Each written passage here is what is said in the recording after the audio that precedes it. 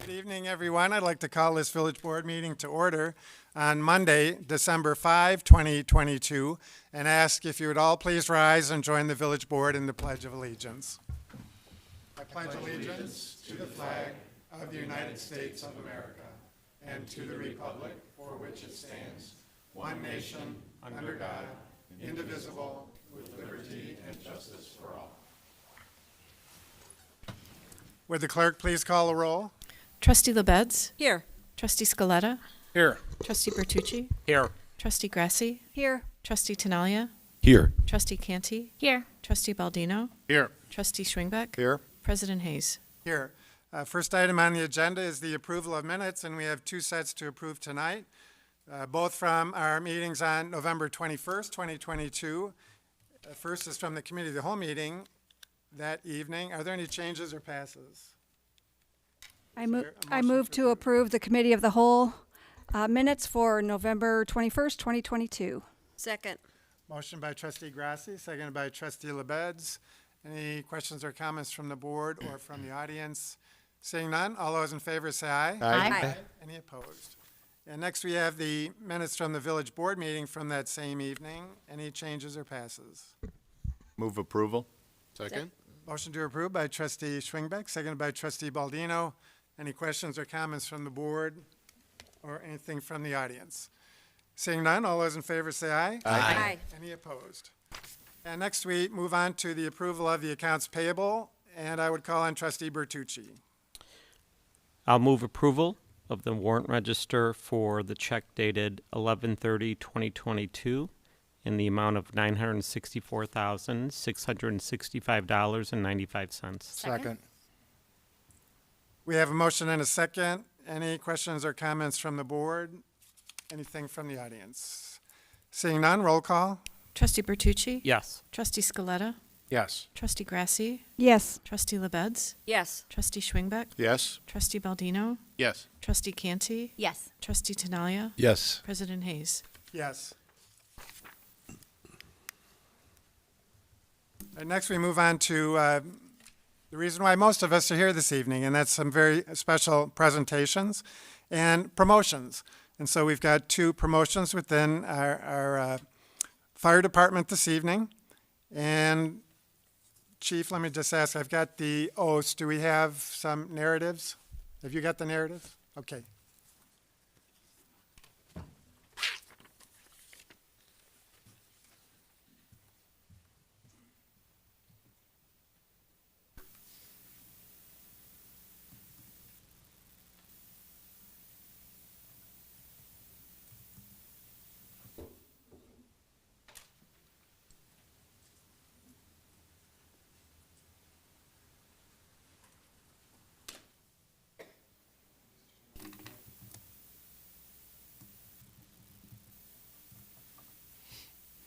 All right, are we doing Bill or Les first?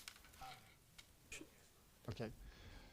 First, we have a promotion of William Casper from firefighter to lieutenant.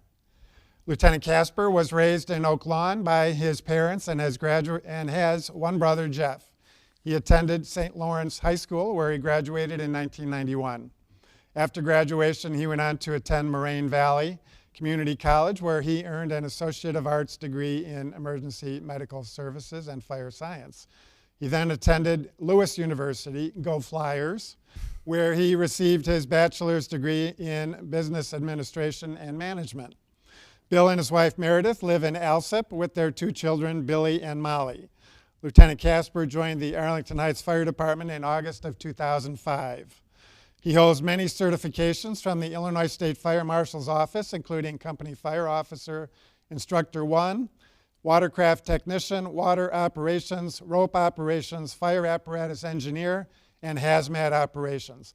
Bill also spends a lot of his time organizing the Chicagoland Toys for Tots Drive, which he has done every year since 2015. Bill, if you come forward.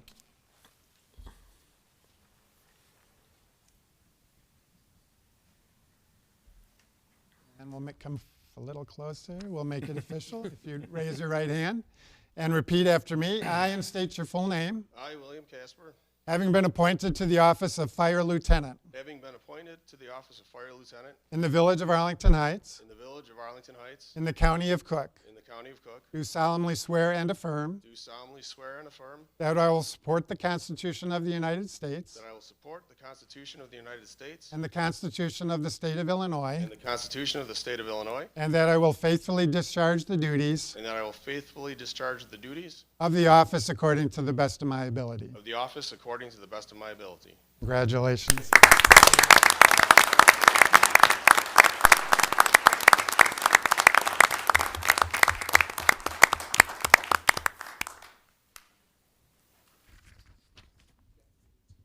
Yeah, you want to bring family on?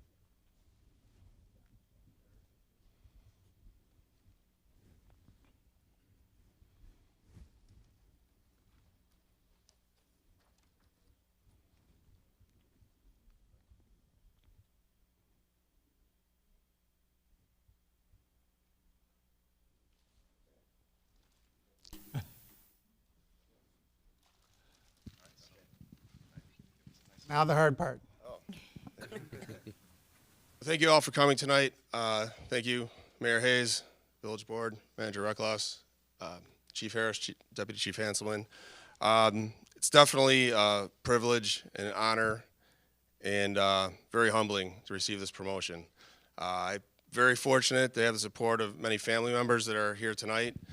First of all, my wife Meredith, my son Billy, and my daughter Molly are all here. Meredith and I actually started dating while I was on probation, so she has been here through the entire experience of my fire career, all the ups and downs. So very accurately could say I wouldn't be here where I am without her support. The other family I'd like to acknowledge tonight, my mother is here, Jean Casper, my brother Jeff, and his wife Kim, and two kids, Wyatt and Kenzie, my father and mother-in-law, John and Mary Marslick, my sister-in-law, Rachel, and my brother-in-law, Ken. I think I got everybody. It's been an extreme privilege and honor working for the Arlington Heights Fire Department. It's a great place to work. I look forward to coming in every time. And I can't really imagine having any place better to work for. So thank you all. Again, I appreciate it. And congratulations also to Division Chief Les East, who you'll be hearing from very shortly. So thank you very much.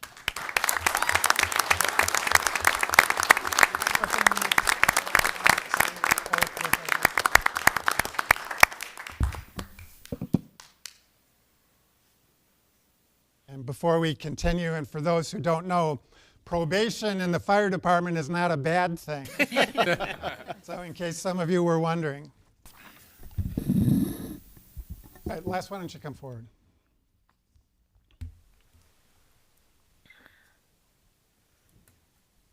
Division Chief Leslie East was raised in Northbrook with his parents, Les and Ferris, and attended Glenbard North High School, where he graduated in 1985. After graduation, he went on to attend Colorado State University, where he received a Bachelor of Science degree in Environmental Sciences. Les and his wife, Nicolle, have been married for 20 years and reside in Mount Prospect with their 4 kids, Jackson, Jordan, Caitlin, and Kristen. DVC East joined the Arlington Heights Fire Department in 1998. He immediately attended the Arlington Heights Fire Academy and later Northwest Community Hospital's paramedic class, where he graduated as valedictorian of both classes. He holds many certifications through the Illinois State Fire Marshal's Office, including technical rescue, trench operations, vertical 1 and 2, structural collapse operations, fire officer 2, incident safety officer, and hazardous materials incident command, just to name a few. DVC East was the squad committee liaison officer in 2019 and 2020, and was instrumental in the build and design of Squad 1 and Squad 2. He is also a member of the Ambulance Committee and the Northwest Community Hospital Advisory Board. Les, we'll go ahead and make it official. If you raise your right hand and repeat after me. I, and state your full name. I, Leslie E. East, Jr. Having been appointed to the office of Fire Division Chief. Having been appointed to the office office of Fire Division Chief in the Village of Arlington in Heights, the Village of Arlington Heights, in the County of Cook, in the County of Cook, do solemnly swear and affirm solemnly swear and affirm that I will support the Constitution of the United States that I will support the Constitution of the United States and the Constitution of the State of Illinois, and the Constitution of the State of Illinois, and that I will faithfully discharge the duties and I will faithfully discharge the duties of the office according to the best of my ability. of the office according to the best of my ability. Congratulations.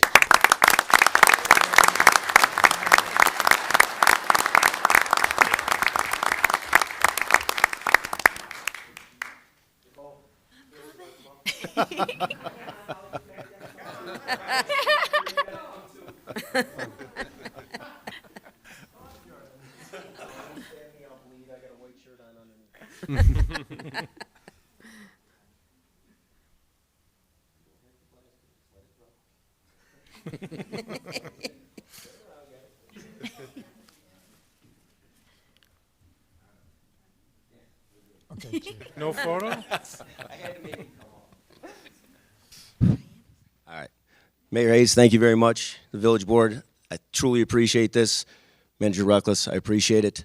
I appreciate the trust you guys have put in me and appointing me to this position. I'll do everything in my power to earn that trust and move this department forward with Chief Harris and Deputy Chief Hanselman. I want to thank both of you also for the trust you've instilled in me and granting me this opportunity. I truly look forward to the challenge. I got lots of ideas, lots of things I would like to see us work towards. This is a great place to work. Like Bill said, the most important thing in all this, though, is our family. I got to thank my family, my wife Nicolle, my oldest Jackson, my daughter Jordan, and then my twin daughters Caitlin and Kristen. I'd like to thank you guys for putting up with me all these years. I love you, and this is all about you guys. I also want to thank a guy that couldn't be here tonight that was instrumental in my development as an officer, and I think I would be remiss if I didn't mention retired Deputy Chief Ronald Frater. I took a lot. He was my battalion chief for a number of years, and I looked up to him. He taught me quite a bit about the right way to do things. I look to pass that on to guys that are following in my footsteps and develop guys as they move up. I also want to thank my crew at 2 Red. It's hard not to look good when you got a bunch of guys that are as good at what they do as they are. They stand out. It's kind of hard not to stand out when they're standing out in front of you. So I appreciate everything you guys have always done for me. Know that I'm open to all kinds of ideas, all kinds of things as we move forward in EMS. My door will always be open. Come talk to me about anything. I'm always here to work for you and do whatever I can to make your jobs easier on the street. And again, I look forward to the opportunity and the challenge of this position, and thank you very much. I truly appreciate it. Thank you.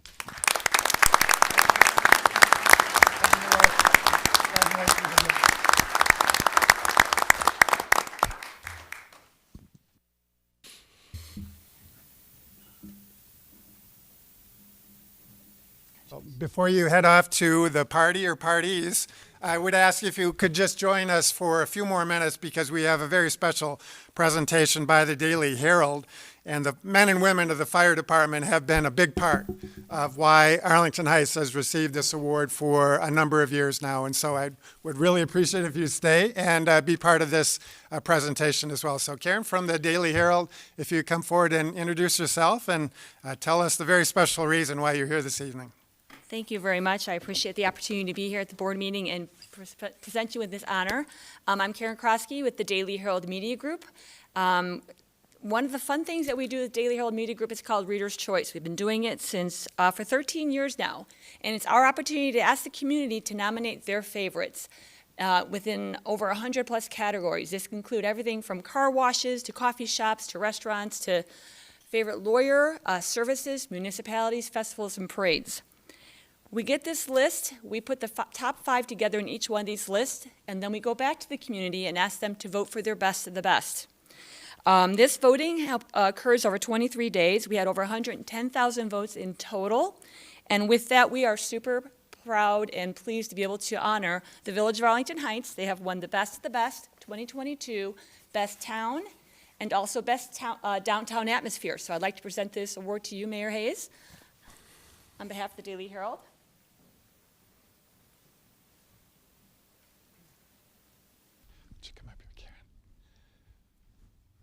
Thank you very much. You're welcome. Appreciate Congratulations. it. Appreciate it.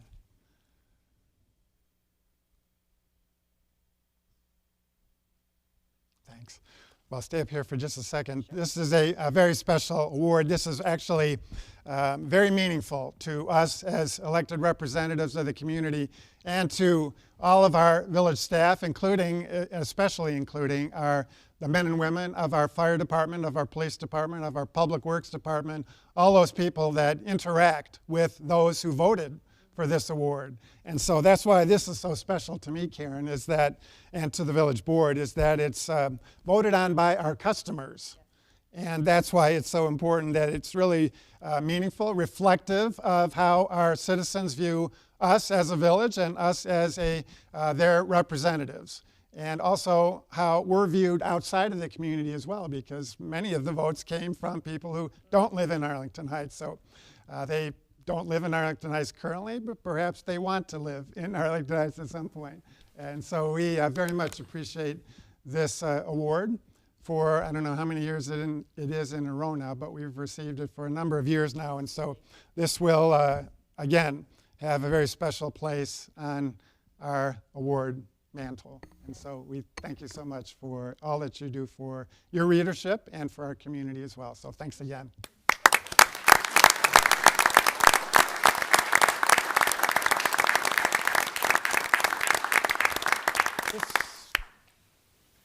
Karen mentioned that we also received Best Downtown Atmosphere. You and did. so I want to make special mention of all those involved in Arlington Al Fresco in particular, but it also includes other aspects of our downtown as well. And so we've got many people responsible for our downtown here this evening, especially including our Director of Planning and Community Development, Charles Perkins, and his team in the Village Hall. And so we can't thank you, Charles, enough for your involvement and participation and contributions to receiving that award, as well as many other people, our businesses in particular, the Chamber of Commerce, the individuals especially who frequented our businesses and restaurants during the 2+ years of the pandemic. And so we're very happy to reflect on those years as being very positive. We had some businesses that actually had their best years over the course of the 2-year pandemic. And that's specifically attributed to the great work of our planning department and, again, our residents who helped out those businesses during that time. So congratulations again, Charles, to you and your team, and to all who contributed in one way or another. So thank you all.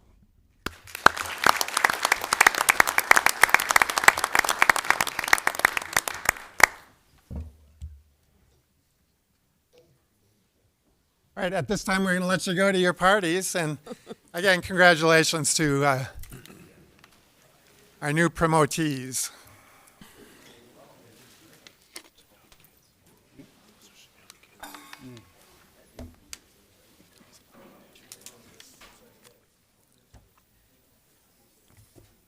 Probably, seems like the common hangout.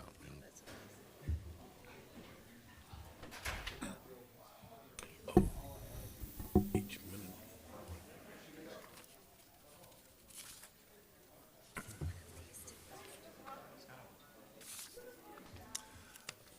Right, we'll move on in the agenda then to public hearings, and we do have a public hearing that we need to conduct tonight on the proposed 2023 budget, and I do need a motion to open the public hearing. I would move that we move into a public hearing for the 2023 proposed budget. Second. Motion by trustee Scaletta, seconded by trustee Tinaglia. All those in favor say aye. Aye. Any opposed? So we are in public hearing.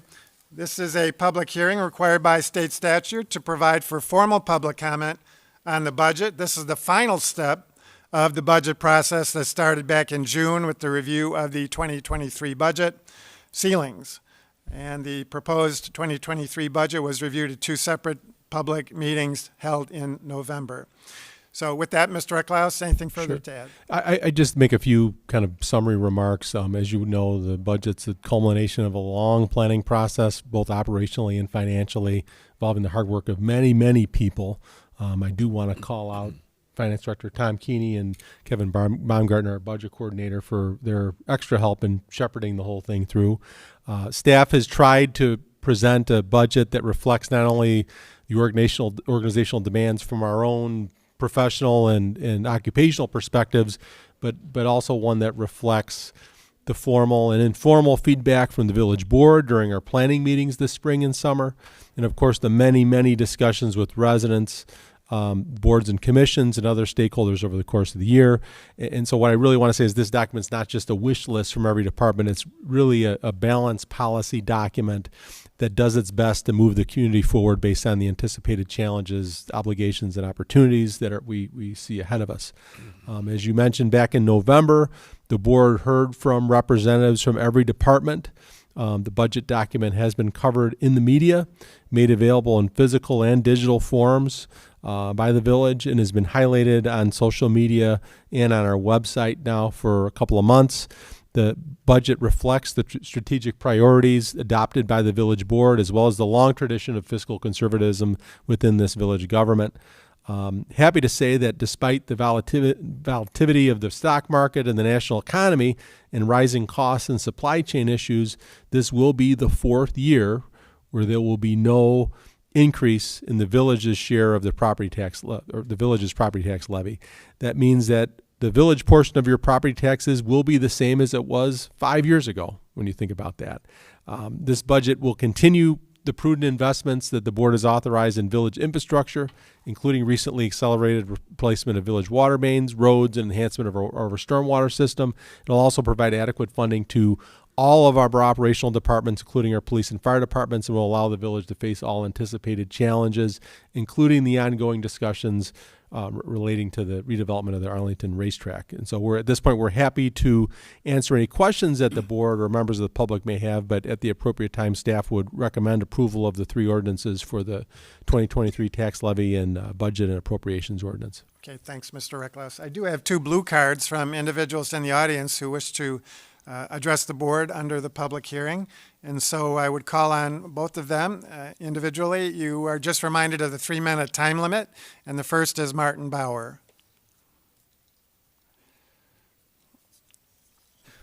Well, thank you, everybody. First, let me thank you for the budget.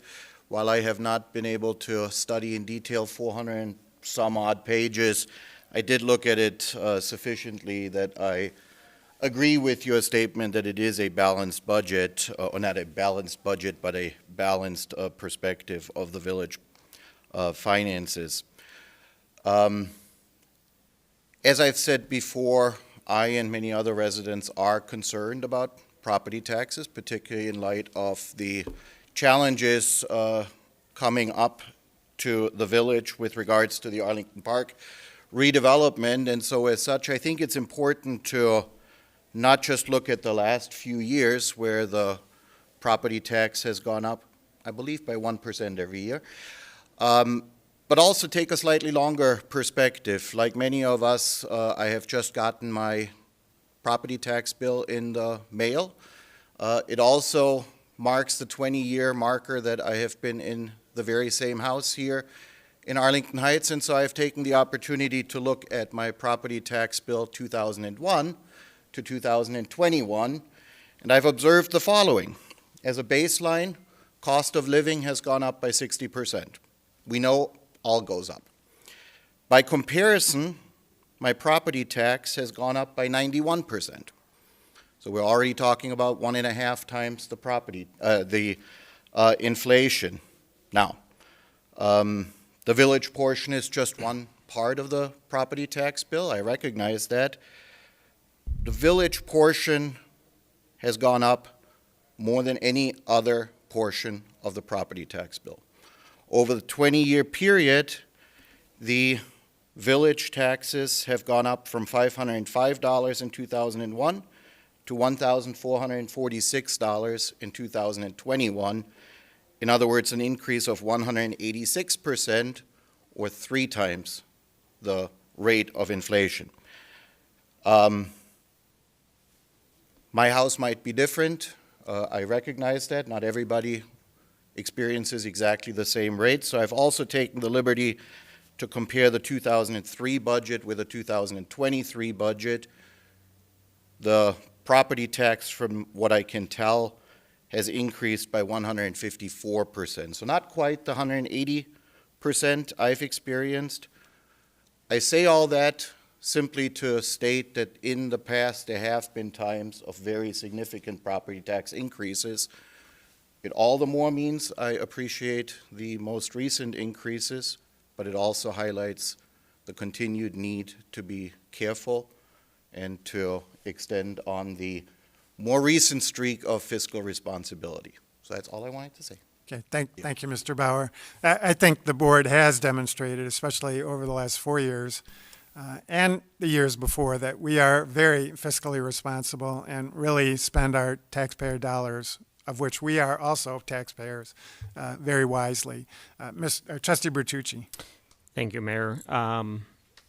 I've watched the property taxes over the years, both as a resident and as a village trustee, and would like to just commend the staff and this village board, even prior to my being on the board, of the 0% property increase, levy increases over the last 4 years. In addition, Randy, can you remind me what percentage of the typical property tax bill in Arlington Heights is from the village? It's right around 12%. 12%. No offense to the resident, but I'm not sure. I'd like to, I'm not sure about proving out those numbers, but I don't think that our increases were more than increases from some, especially with our 0% over the last 4 years, compared to some of the other taxing bodies.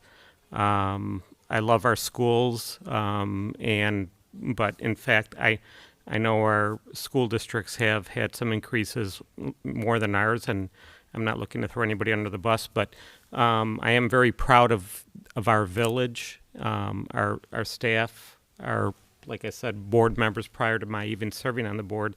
But I think they've done a great job and will continue to do a great job going forward. And I would just contest the statement that there has been such an increase over that period of time to the village portion of the bill, particularly when we represent only 12% of the bill. School districts and education represent 67% of the bill, and we've had 4 years of no increase in our tax levy. That's all I have. Okay. Trustee Scaletta. Thank you, Mayor. I think it's important to note that in 2004, there was a state mandate of an increase in benefits for police and fire. And in 2005, there was a fire pension benefit increase as well. And those were state mandates that we have no control over. We have to make sure that we fund accordingly. And so I think it's important to note that in 2004, for the 2006 year, there was a 12% increase. And in 2005, for the 2007 year, because back then, before we changed the fiscal year, it went up almost 15%. And I will say that I think that the one thing that this board did that was very, very important was we changed our fiscal year. And when we changed our fiscal year, we started levying taxes based on a budget that was approved. When I first got on the board, I was completely confused because we were levying taxes in December for a budget that we were going to put together in March. And so I will say that I think one of the biggest accomplishments while I've been on the board is that we changed our fiscal year. We now set a budget, and then we levy the taxes. And that is the best thing for all the residents of the village of Arlington Heights. But I wanted to note what went on back in the early 2000s based on state mandates that makes that number so much higher.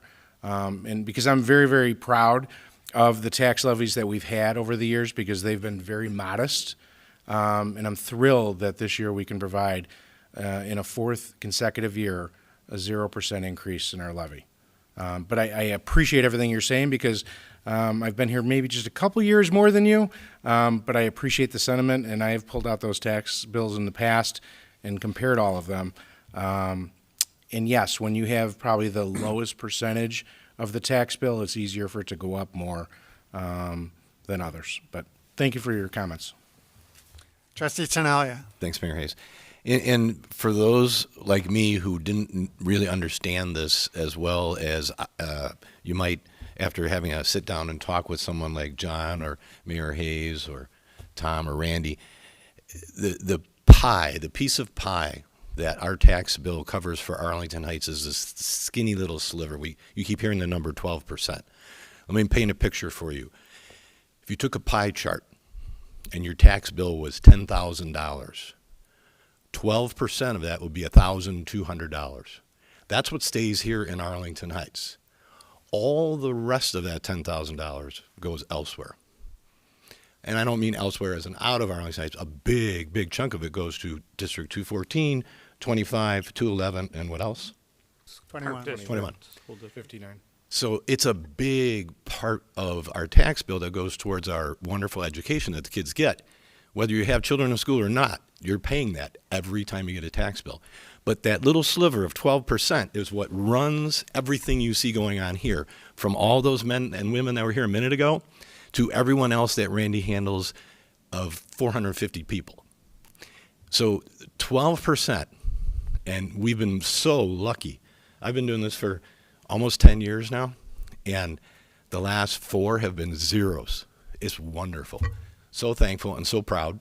Thanks to Tom and his whole group and everyone for working as hard as they do. So thank you. All right. We have one other blue card, Keith Moons.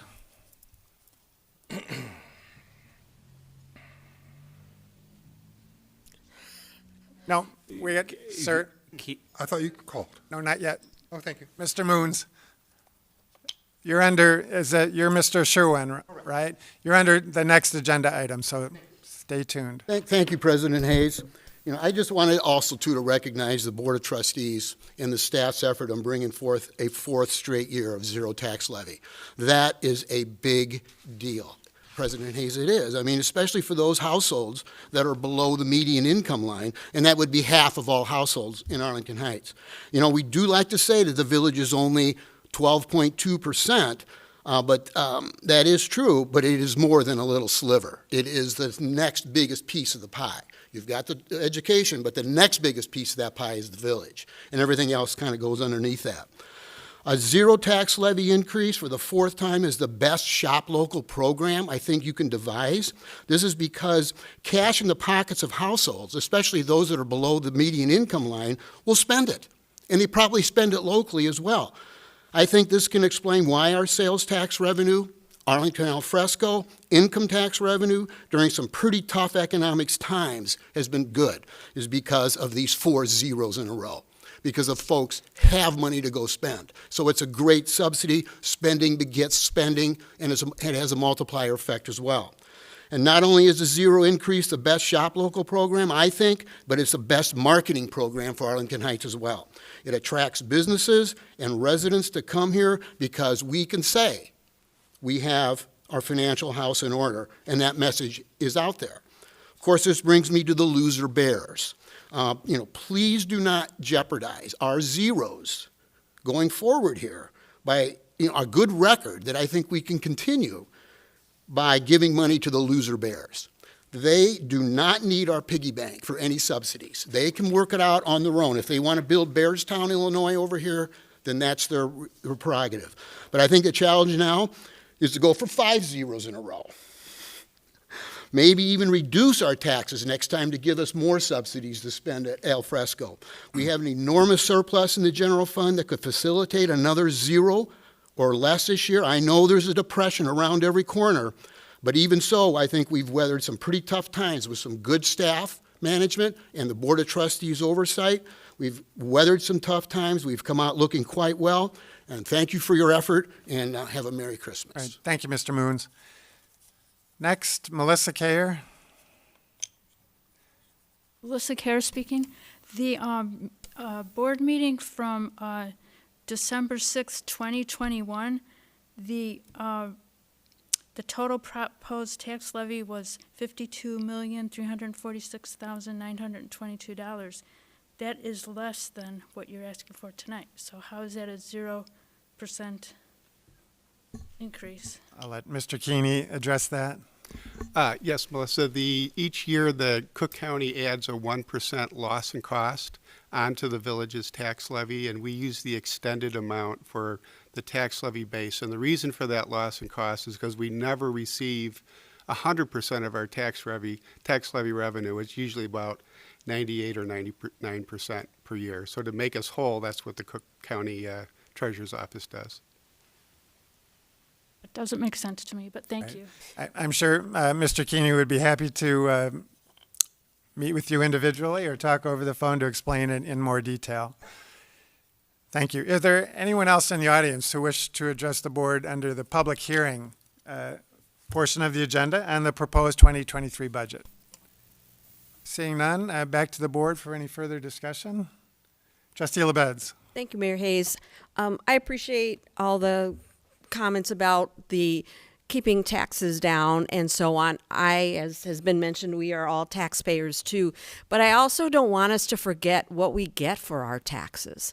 We get terrific police and fire, public works, and other support, and that we can be very, very proud of and make Arlington Heights the best of the best, as the Daily Herald has said to us. So I guess what I'm trying to say is we can't just talk about property taxes in a vacuum as if they're nothing. They're dollars. There's something there for that. We get these services. We get our streets plowed.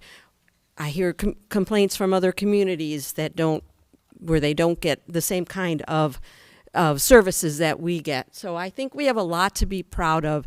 The staff works very hard, and we as a group work very hard to keep our spending down to what we need as opposed to what might be pie in the sky or what we want. But I think it's really important to realize that the services that we get for our property taxes are, as I would quote Mayor Hayes, second to none. Good, thank you. Any further questions? Trustee Canty. I want to echo my colleagues' statements and thank everyone for their hard work and thank the community for their input.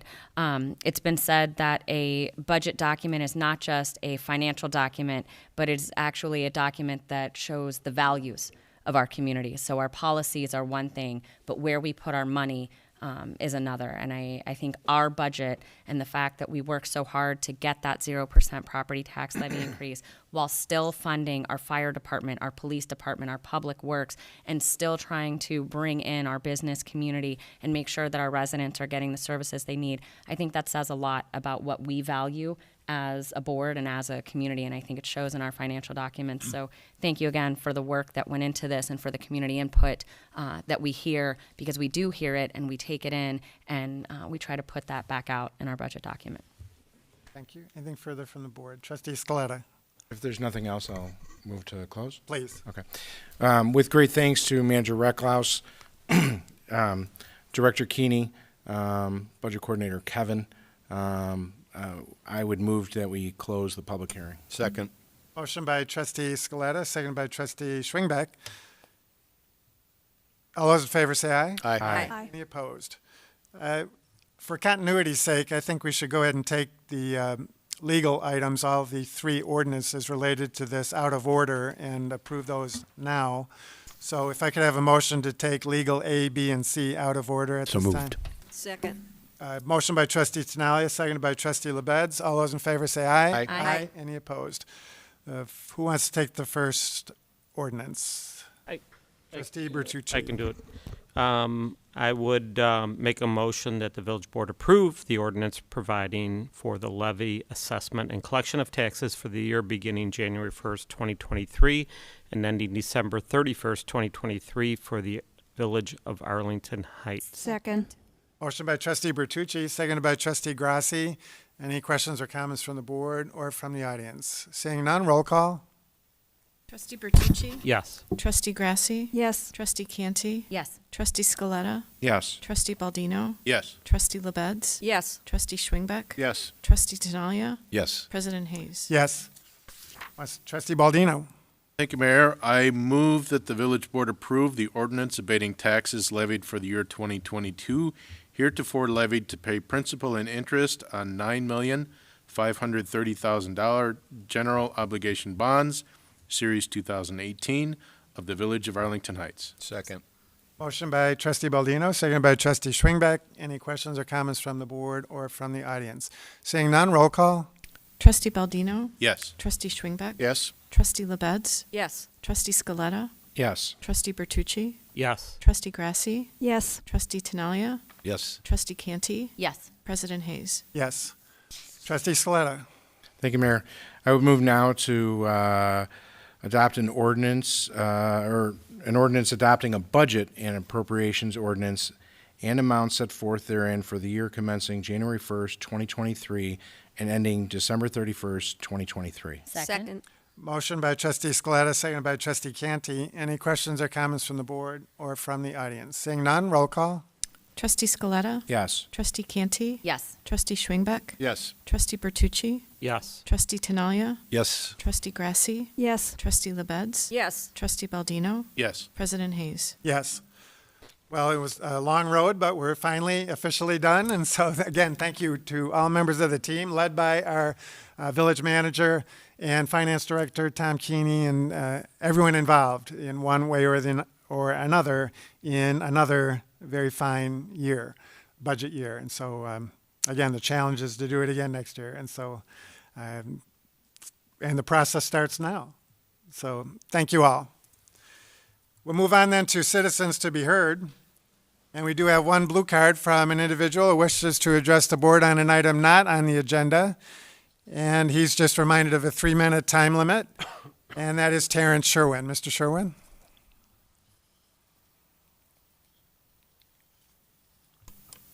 Thank you.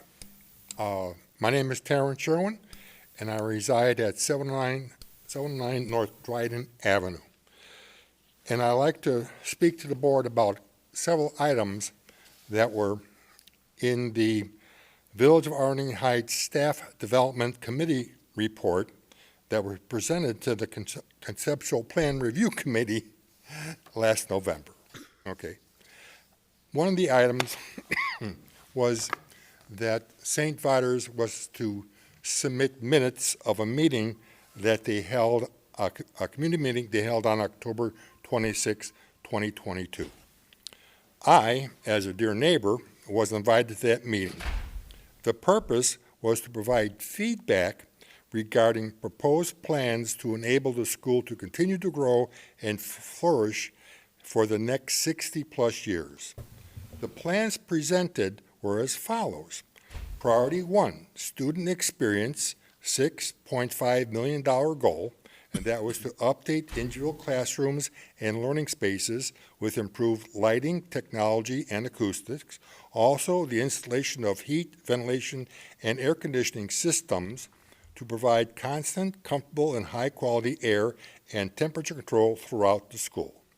Priority 2, an endowment of $2.5 million to $4 million goal, was to increase endowment and funding for tuition assistance.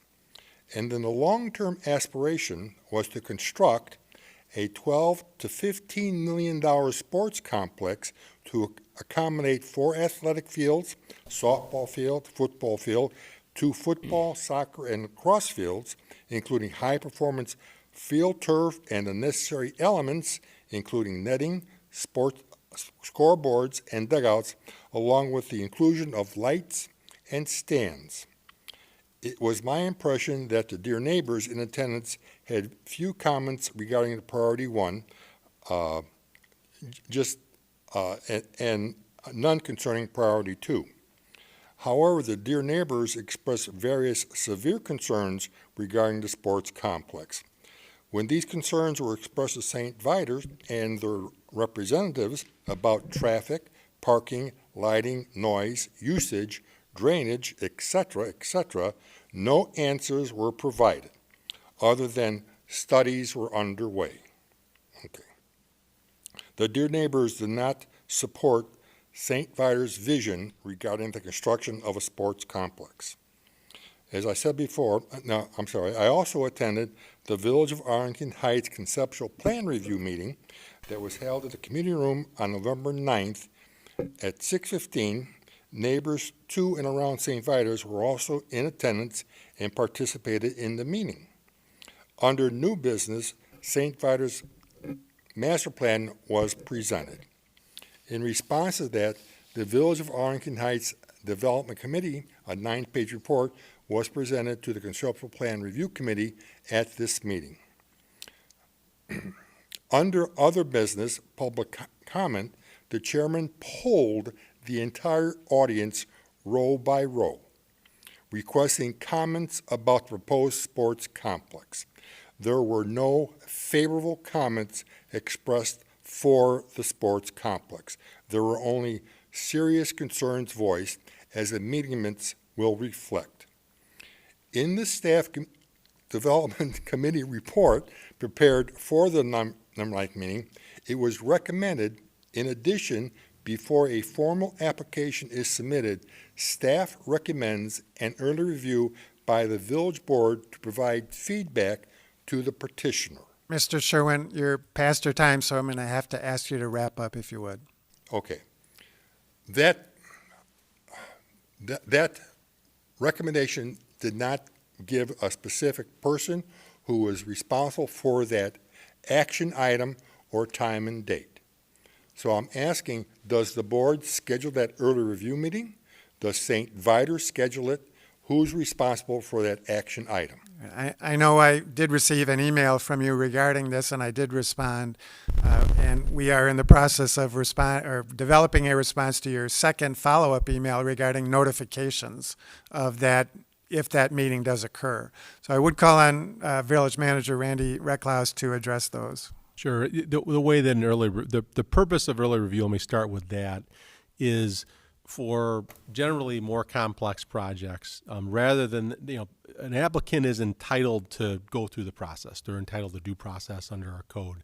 And in order to see if it's worth their time, sometimes there's kind of we call it an early review or kind of an informal review by the board.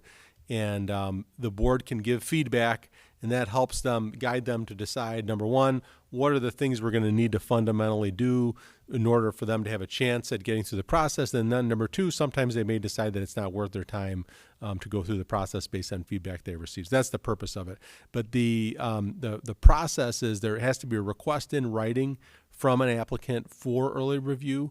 And then at that point, staff will look at the board calendar and see when we think the next date that's viable for that to fall on the agenda.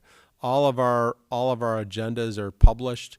If it's a Monday meeting, are generally published on the Friday before, and those are available on our website.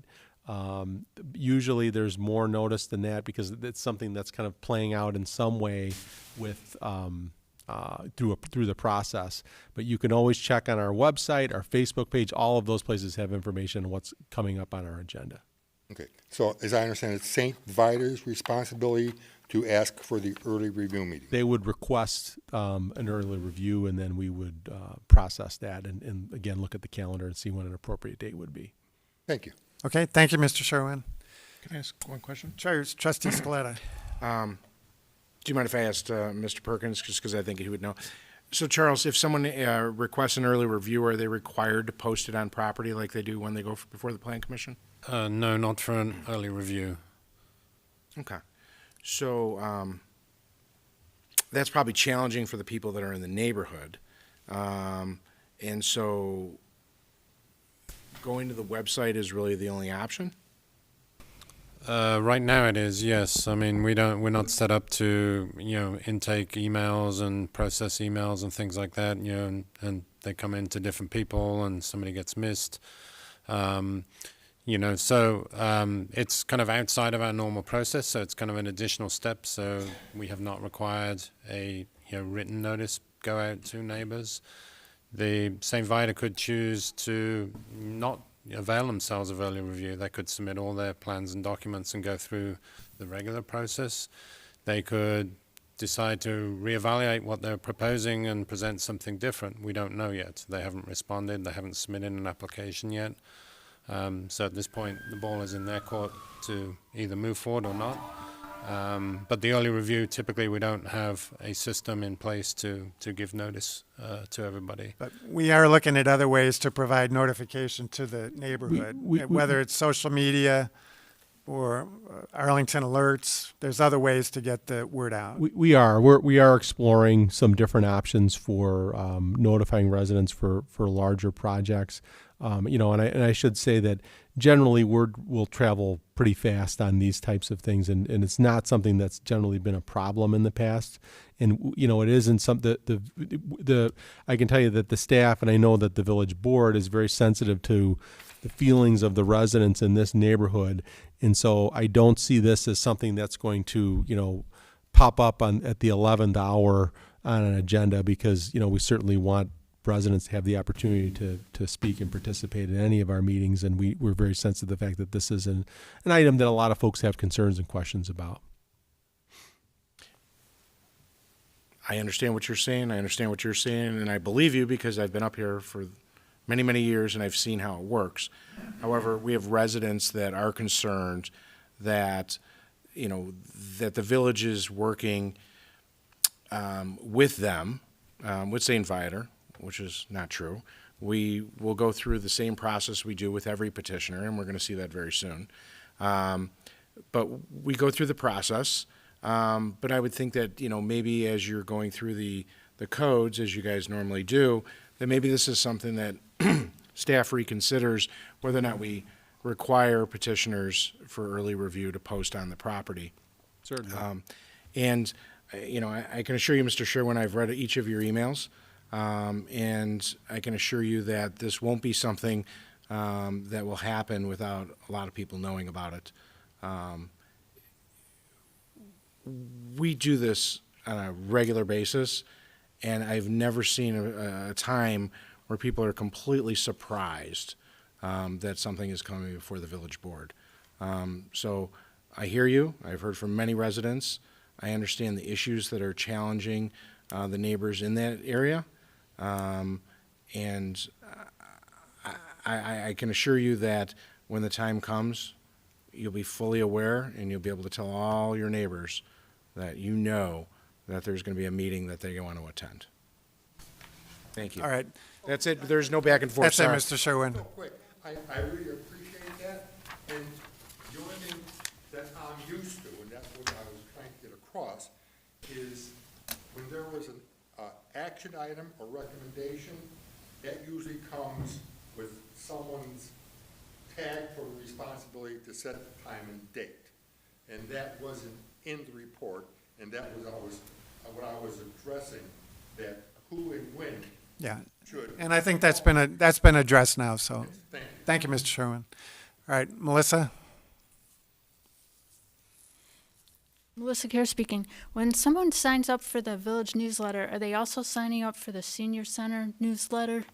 Because I was at the Senior Citizens Commission meeting, and they said the health department and senior liaison, Nicolle Grasse, said she got 10,000 emails from the village for senior center correspondence. All right, Mr. Eckloss, I don't know if you have a response to that. I'm not sure. I believe that they're two different. There's a physical newsletter that goes out for the senior center, for patrons of the senior center, and there's obviously our village e-newsletter. I don't believe when you sign up for one, you're signing up for the other, but I can follow up on that. Right, and the Foreign Fire Insurance Tax Board is meeting on December 8th. And if I'm correct, I remember this board gets a percentage of the homeowner's insurance premium per state law. The insurance companies should itemize the cost of this on the insurance bill. Some of the things on the agenda will be what they pay for with that money they're getting from homeowners' insurance premiums. Education request, house fund request, bottled water, uniform patches, T-shirts, Pelotons, forms, photos, station boards, gym shoes, fitness clothing, coats. Thanks. All right, thank you. Anyone else in the audience wish to address the board on items not on the agenda? All right, seeing none, we'll close the citizens to be heard portion of the agenda and move on to old business, and there is none. So we'll move on to the consent agenda. Are there any members of the board who wish to remove an item on the consent agenda? Any members of the audience wish to remove an item on the consent agenda? Melissa? Yes, consent legal E.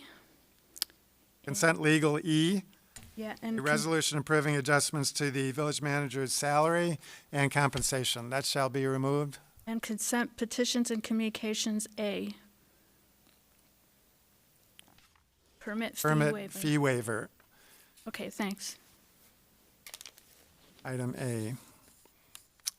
All right, anyone else in the audience wish to remove an item on the consent agenda? Seeing none, any members of the board wish to vote no or pass on any remaining items on the consent agenda? Move approval. Second.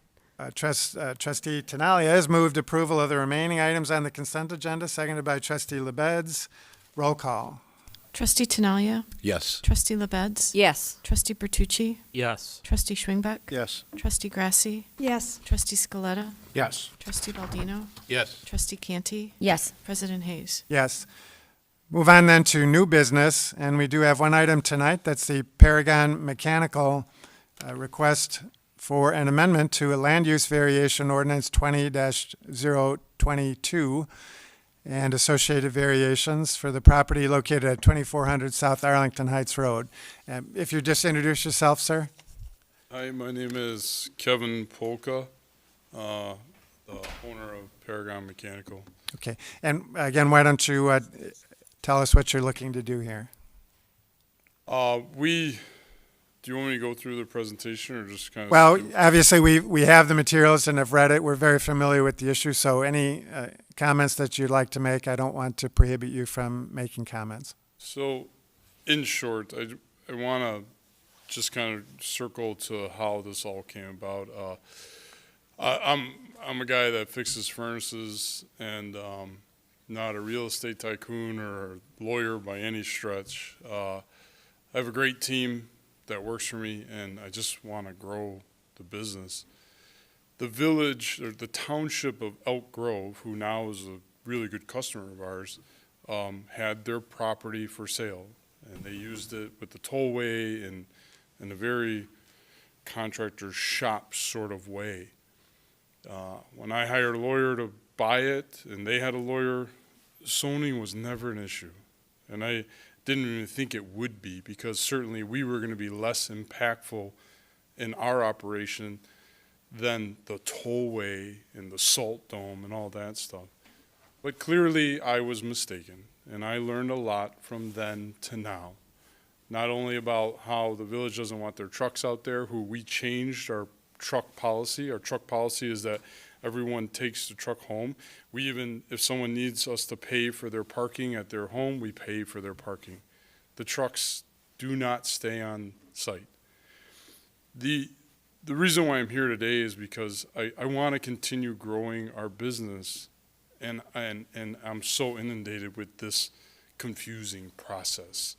At one point I saw it and I thought, oh, maybe one day I can build something great there, because I know the South Corridor, as I'm a resident of Arlington Heights, and people that work for me are residents of Arlington Heights, we realize the need for the improvement upon the South Corridor and the lack thereof. Ever since it was written, there's 7 properties in question. None of them have any traction.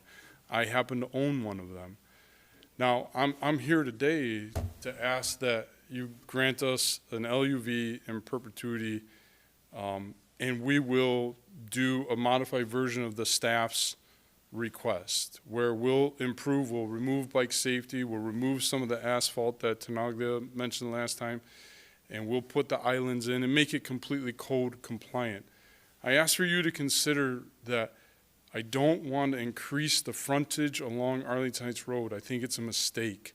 Taking away the handicap accessibility to the front is biased. My mother-in-law is handicapped. Don't make me take it away for the thought process that, maybe it'll make the screening grow better. I have 2 landscape experts here that say you can make it another 10 feet wide, and it's not going to guarantee the life of the screening. It just won't. No one will guarantee it.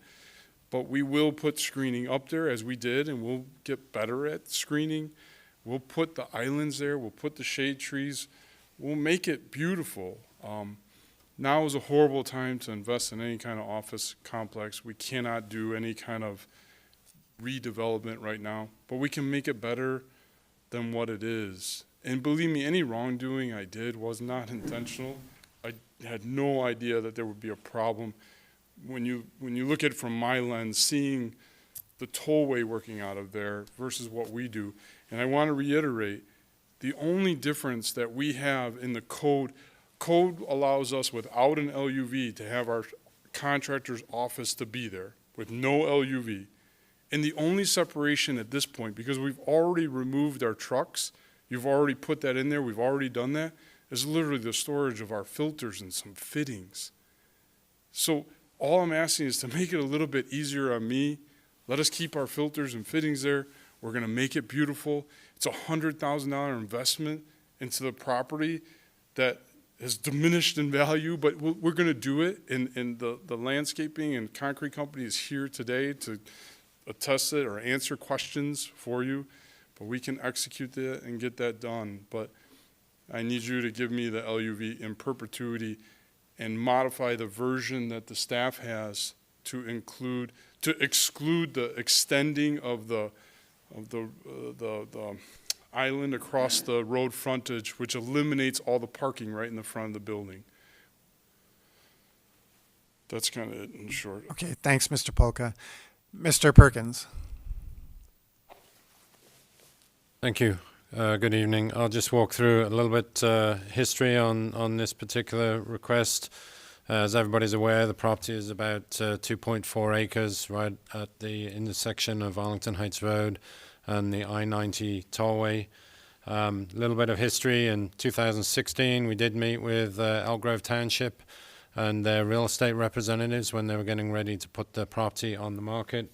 We sent them a letter. I have a copy here, a couple of pages with 3 pages of attachments in January 17th, outlining the current zoning, the potential highest and best use for the property, talking about the current comprehensive plan and possible future rezoning, and letting them know that the property at that time was zoned R1 and it would need to be rezoned to a different classification for any kind of development. We talked about highest and best use for potential office, hotel, or appropriate commercial at that location, and other potential uses.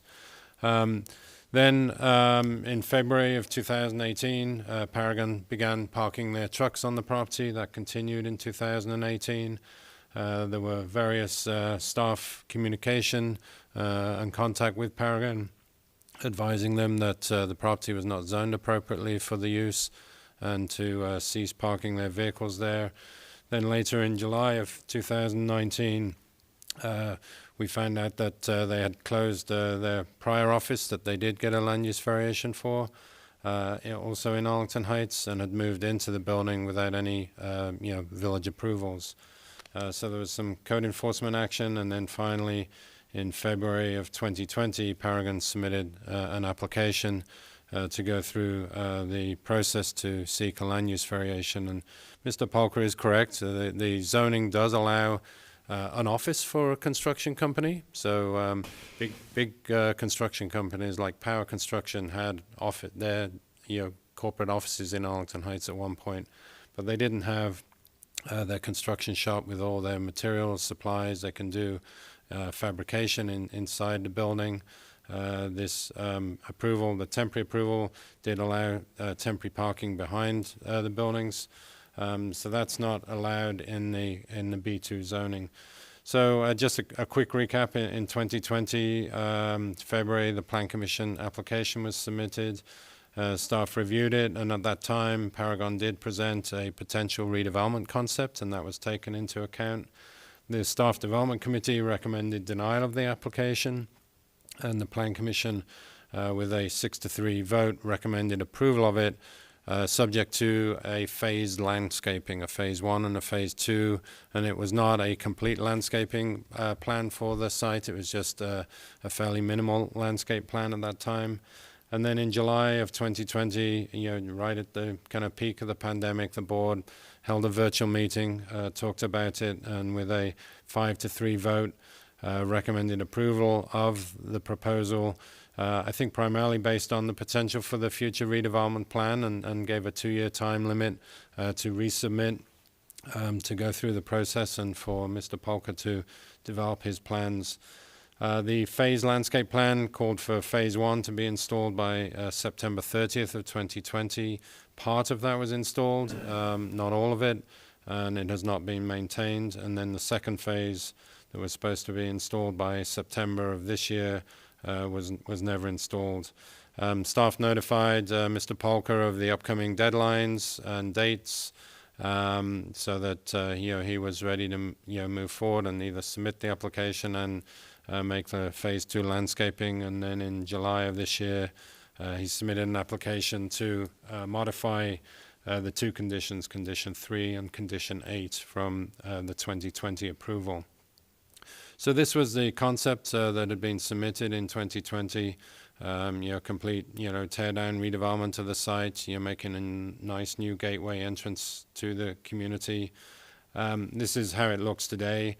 On the top image, you can see some of the attempt at, landscape screening of the parking lot and circulation drives.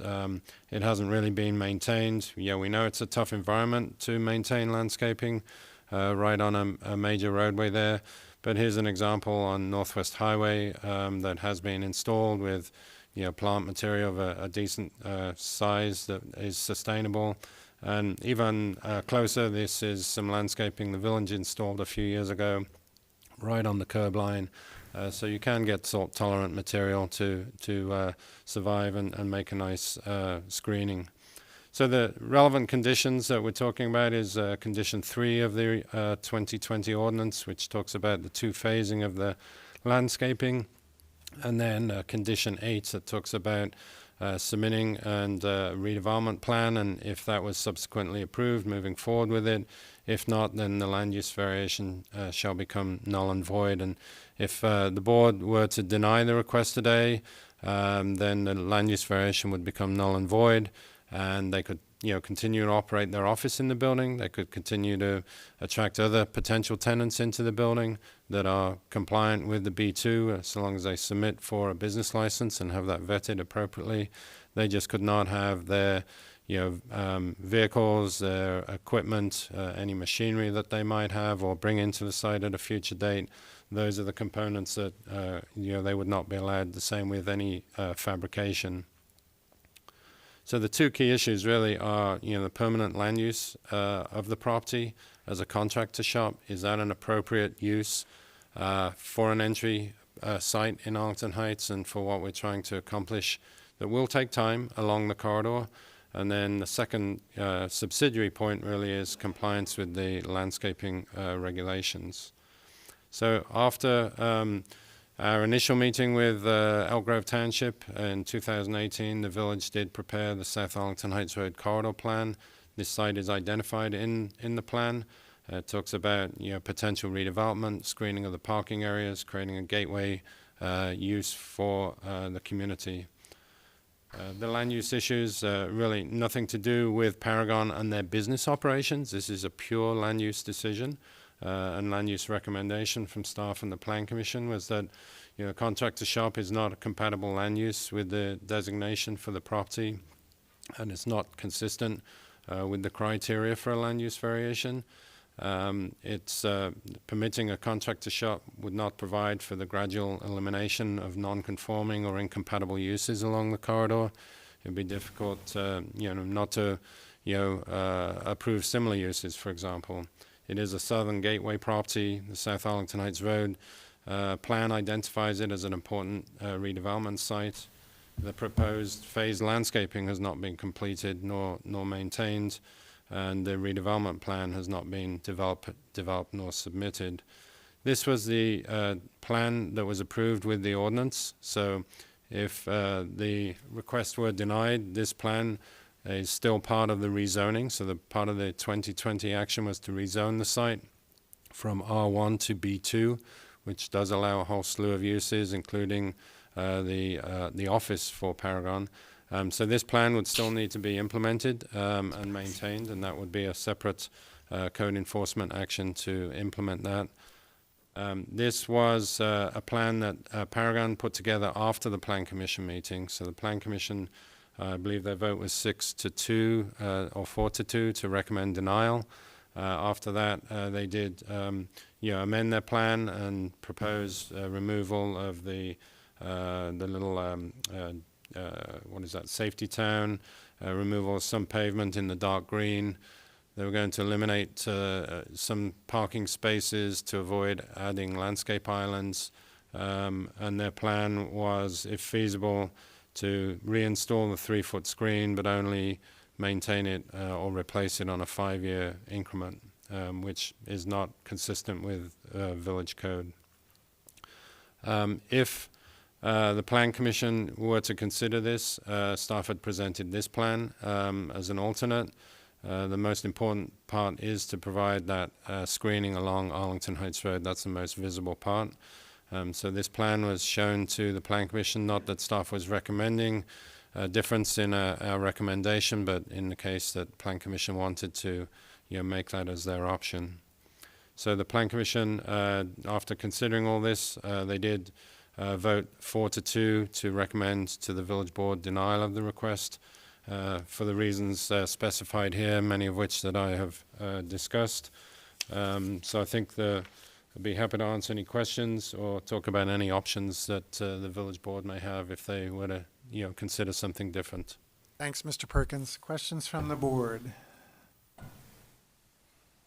Trustee Bertucci, please.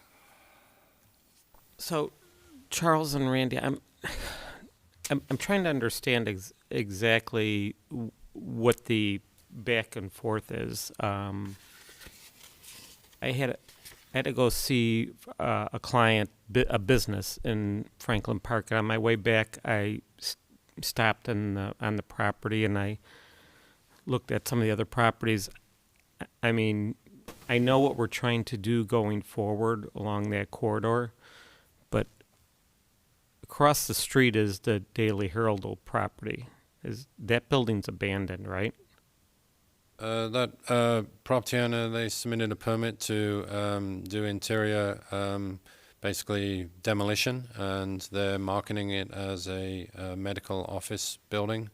And if they get tenants, then their plan is to reinvest significant millions of dollars into that building and kind of bring it back as a Class A office building.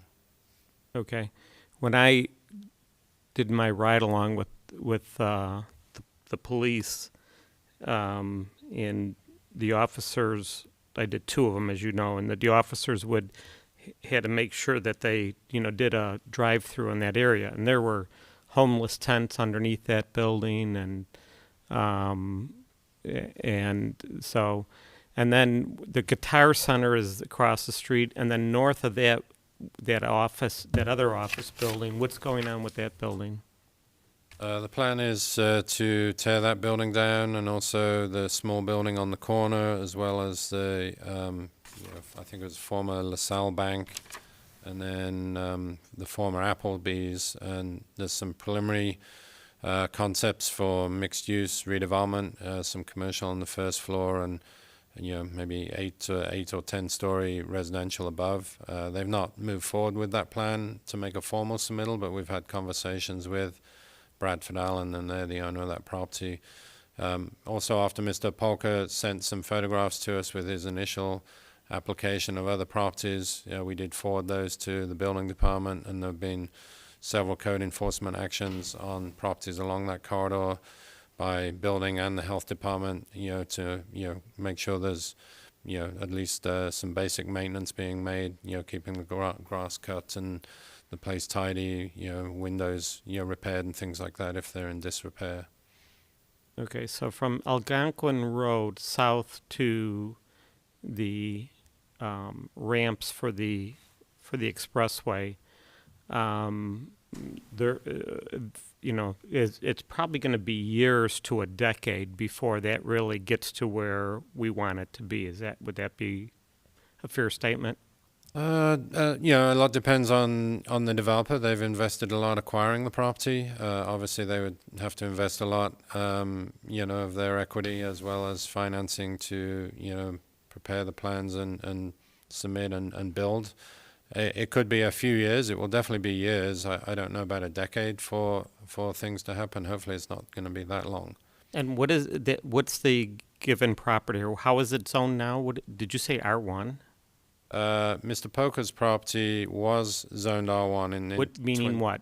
That's a single-family residential. But how could I'm just confused because it's not zoned that now. So in 2020, the village, as part of the application, rezoned after the Elk Grove Township left. After Elk Grove Township left. So yeah, when a property is annexed into the community, which the Elk Grove Township was probably annexed, decades ago.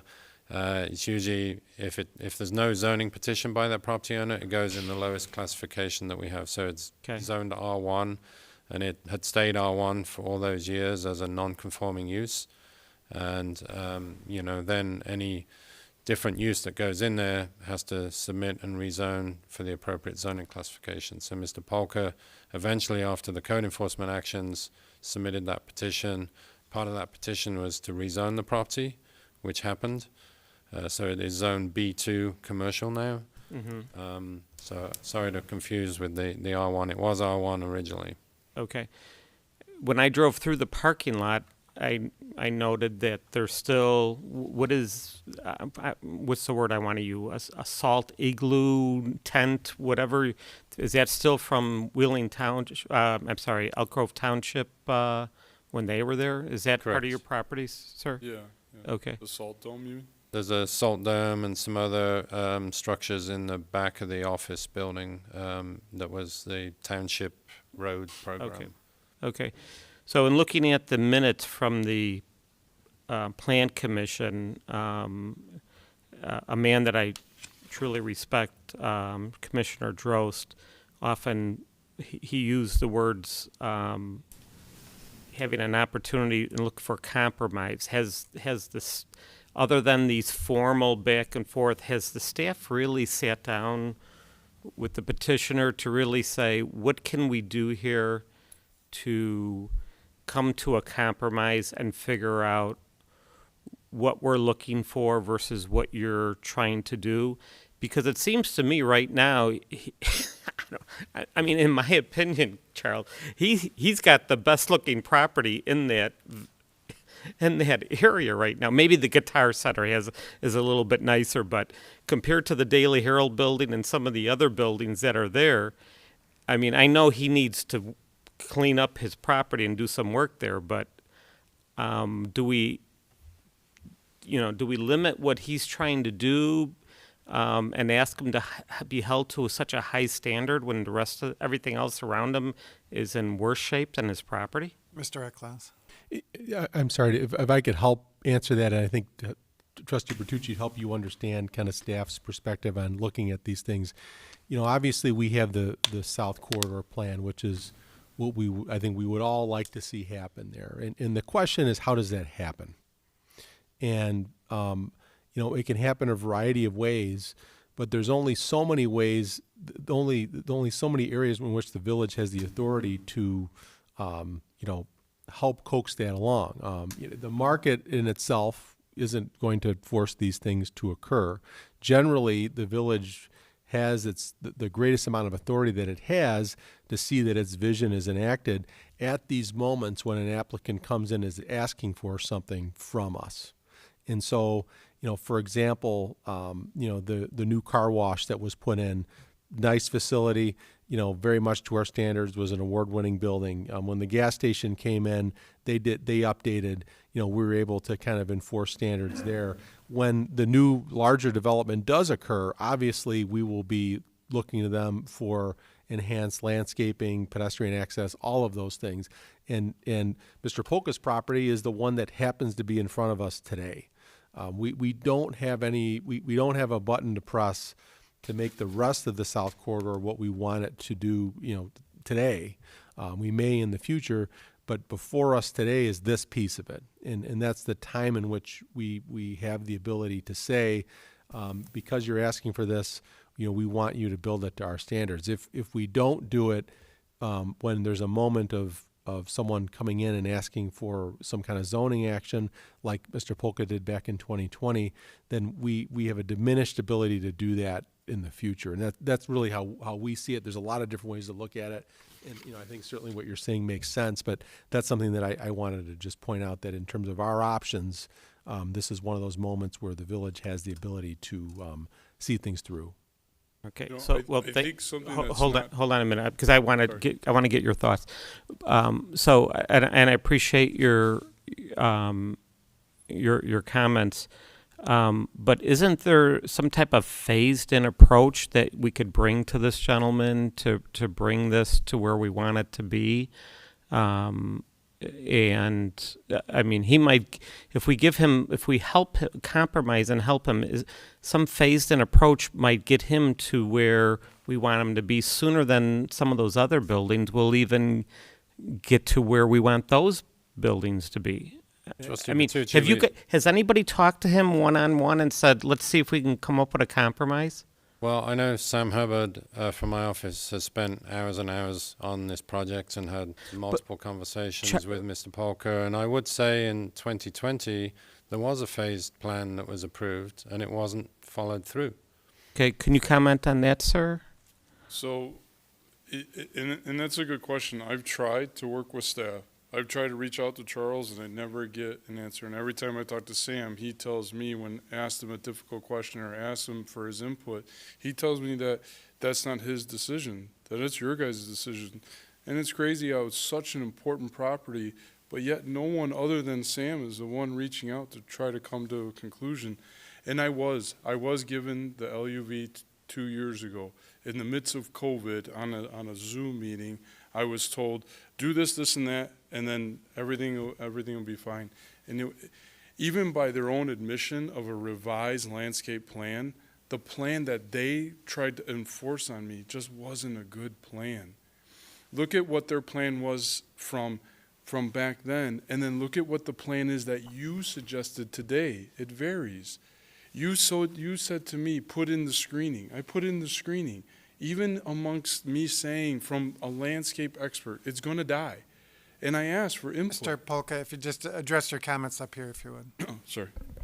Ultimately, I think one thing that might be being missed is that I do have a proposal that where I have the people that will execute it today that I think will be everybody's middle ground. And I didn't know, Mayor Hayes, that I could go through my PowerPoint, but it's on that PowerPoint.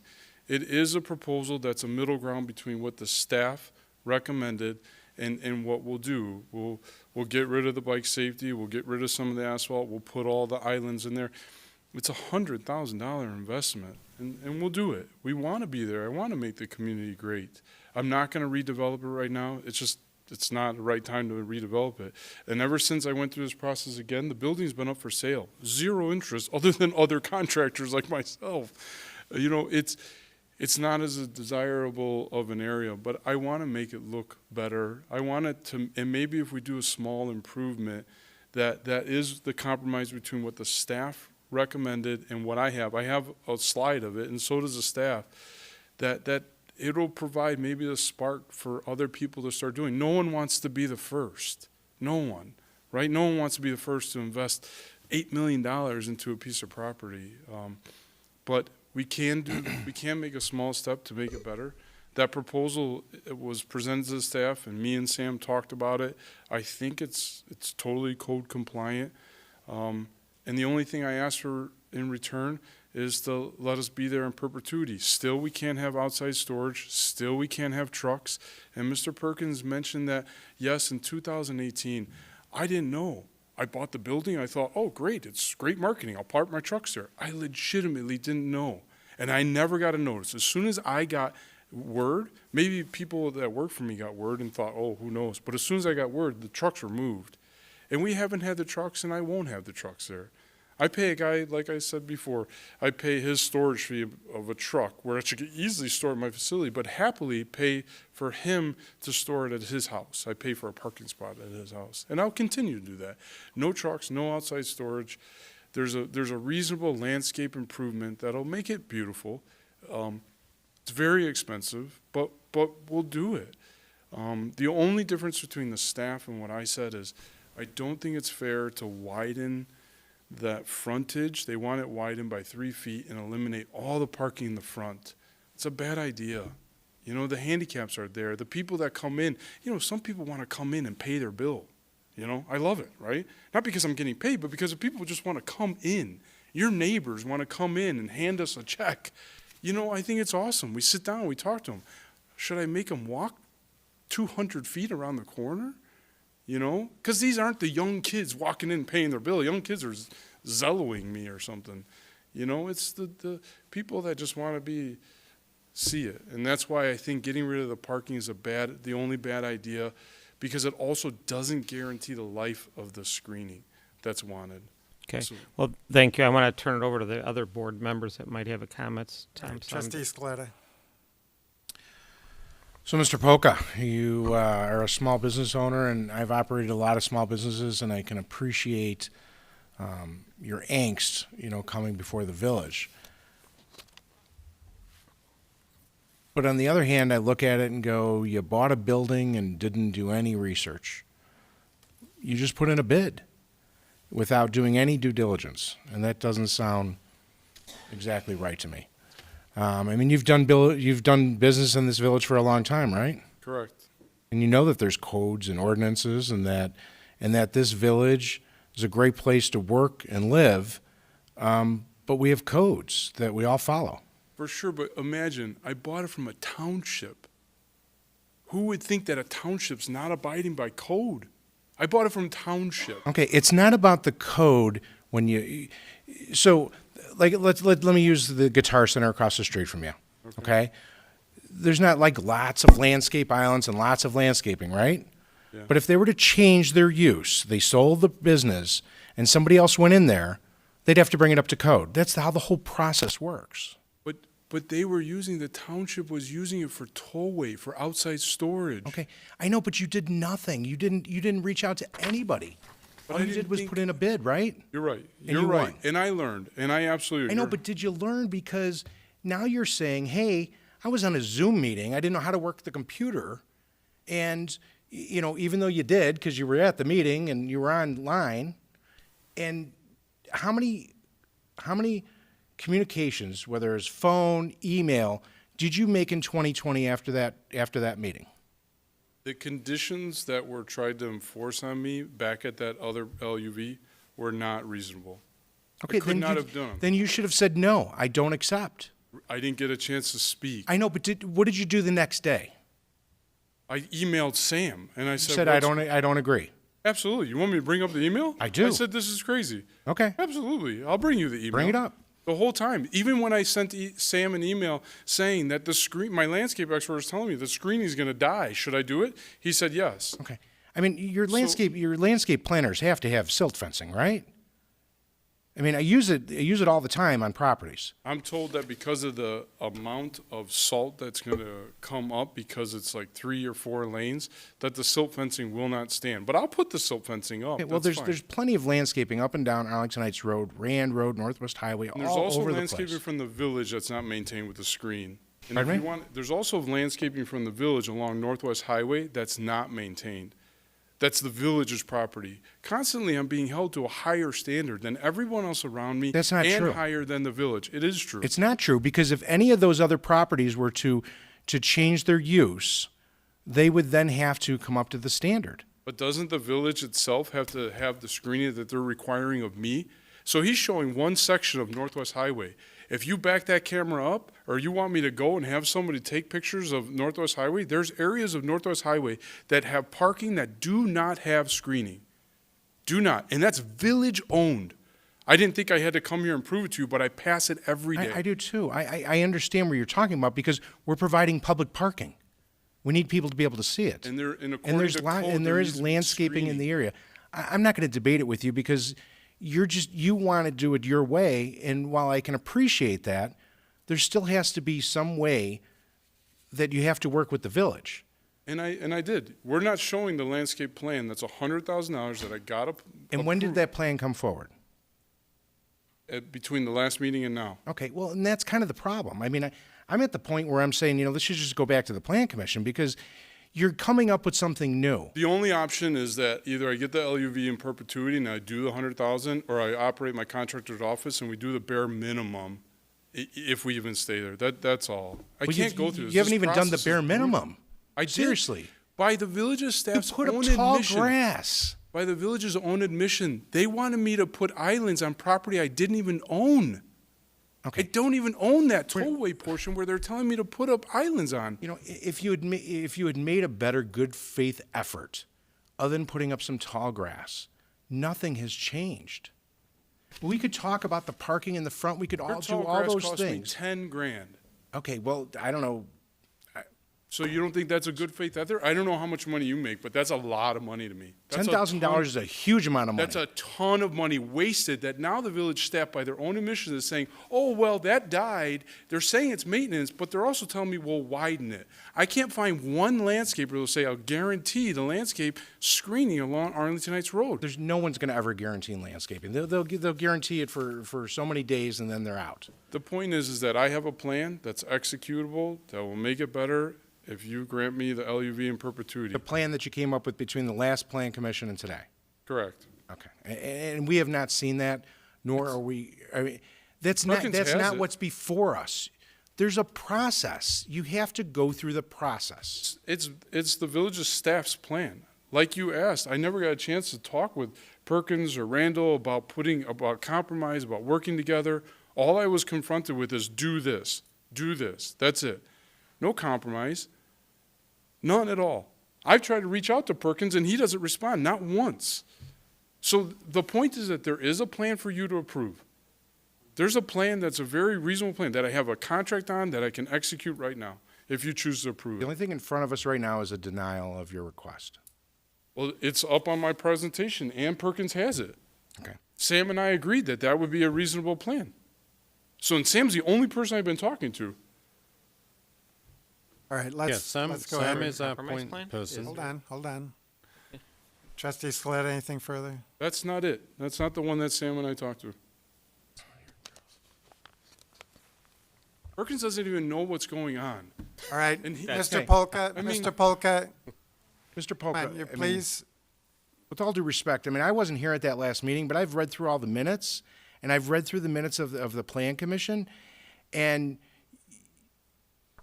you're trying to play it that you know an awful lot about what's going on, but at the same time, somehow you're being tricked. How many locations do you operate currently? How many locations? Is this your only location? Yeah. Okay, because when I look up your company, it's listed like about 11 locations, so it makes it seem like you guys are bigger than So you are. can you put up the proposed plan? Because I think that should be the focus of what we talk about, is the proposed plan. I understand what you want, but we have what we have in front of us because that's the process. That's what Sam and I had talked about. That's what we said we were going to talk about That's what today. came before the Plan Commission? Am I missing something here? I'll let Charles do that. And I also just want to respond to Trustee Bertucci. I don't want to set the bar here and then have everything else redeveloped it around it to have that bar set here, because that's not going to work for us. The whole concept is that when people redevelop properties or when they change the use and they improve it, that they're improving the property that they're purchasing. It's the whole concept of why we have the codes that we have. And we give out variations, and we're willing to do that.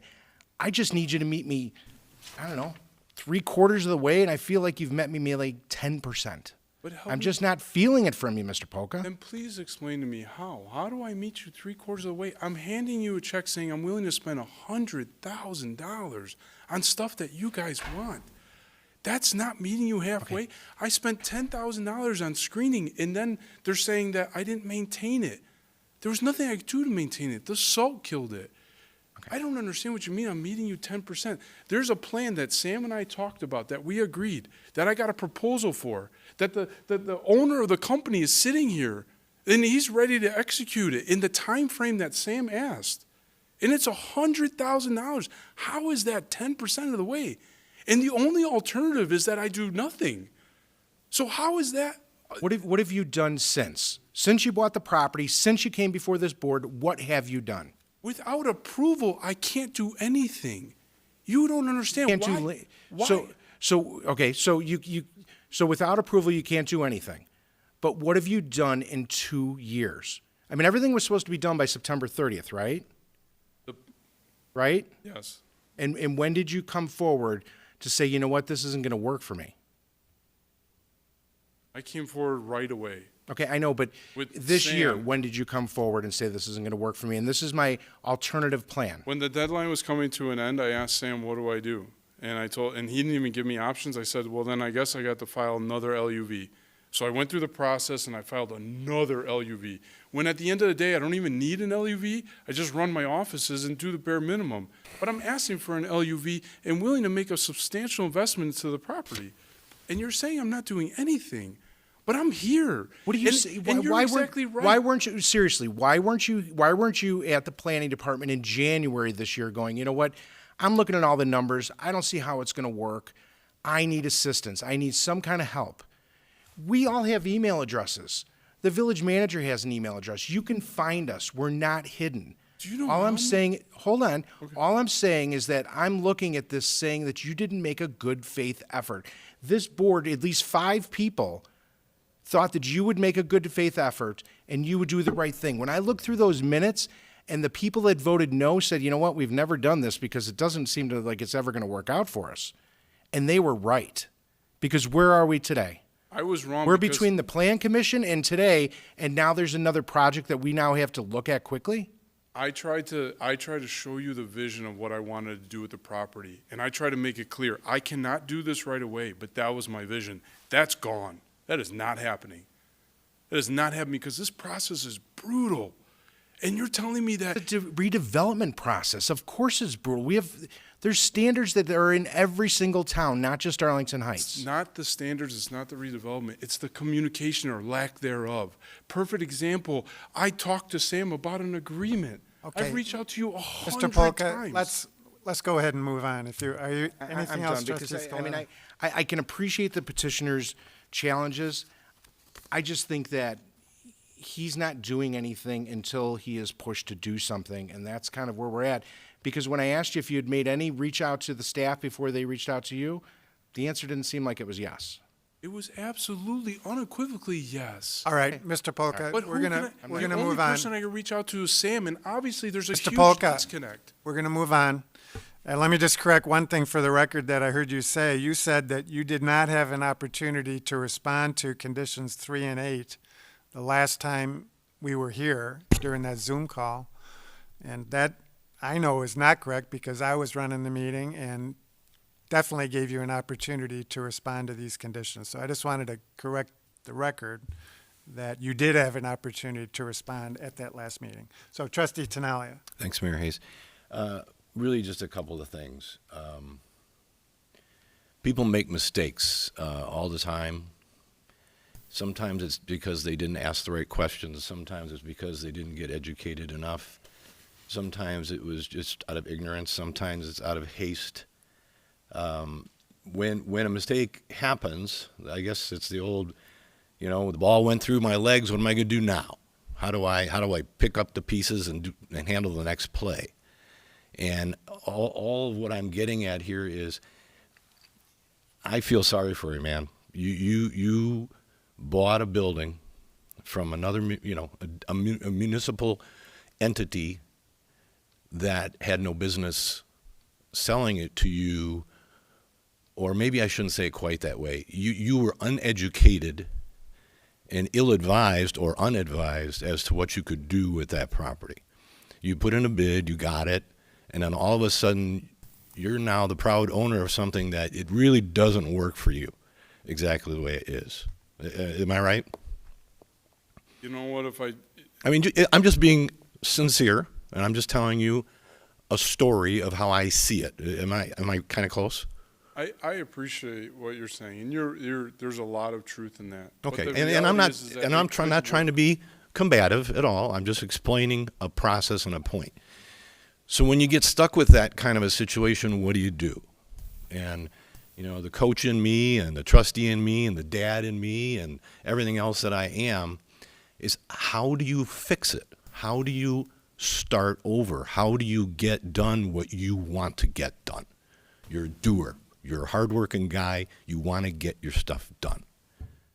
My worry for you is that you haven't done enough to pick up your bootstraps and fix it. And instead, what has happened is you're kind of blaming some other people. It sounds as if this way, that you're blaming everybody else for the situation that you're stuck in. And if it's not Charles or Sam, it's Mayor Hayes and us, and it's everybody else here. And that's not really fair, because I think you've seen and read all the different correspondence, and man, I want to help you. I want to help you get where you want to go, but you're making it hard on me with all the words you're saying here and what you haven't done and the pictures that we're seeing. And I like what Trustee Bertucci's saying. Compromise. Find a way to get this stuff done. I want you to get it done. But what part of the game are you going to play? And don't interrupt me. I'm not done yet. So what I would be, if I was your partner on this, or if I was your brother, I'd say, let's get something done here. March my big boy pants over to the office in the village, sit down with Randy, sit down with Charles, figure out what has to be done, what do I have to do, not what's the bare minimum, but how do I get this accomplished? And one question I would ask right now, and I'll ask to Charles, if you don't mind, Randy, this is really the only question after the points I was making. In the front, you would like to see that landscaping improved, and the question about the angled parking removed. And what the petitioner is talking about is that he wants to maintain some parking up there. Can we consider a one-way street there, like a slip street along there, and instead of having angled parking, can we have parallel parking up against the building, which would then allow for some planting beds, because we have less asphalt there. Reduce the number of stalls there, where all those red angled stalls are on this graphic in the front. Maybe make them 10-foot wide parallel stalls and only have 6 or 8 of them there across the front, just enough for his customers, a couple handicap and a couple regulars, to do what he wants to do, but then at the same time add the landscaping that should go there to help beautify this project. Is there any merit in that idea? That's possible. You might be able to do a one-way and have parallel.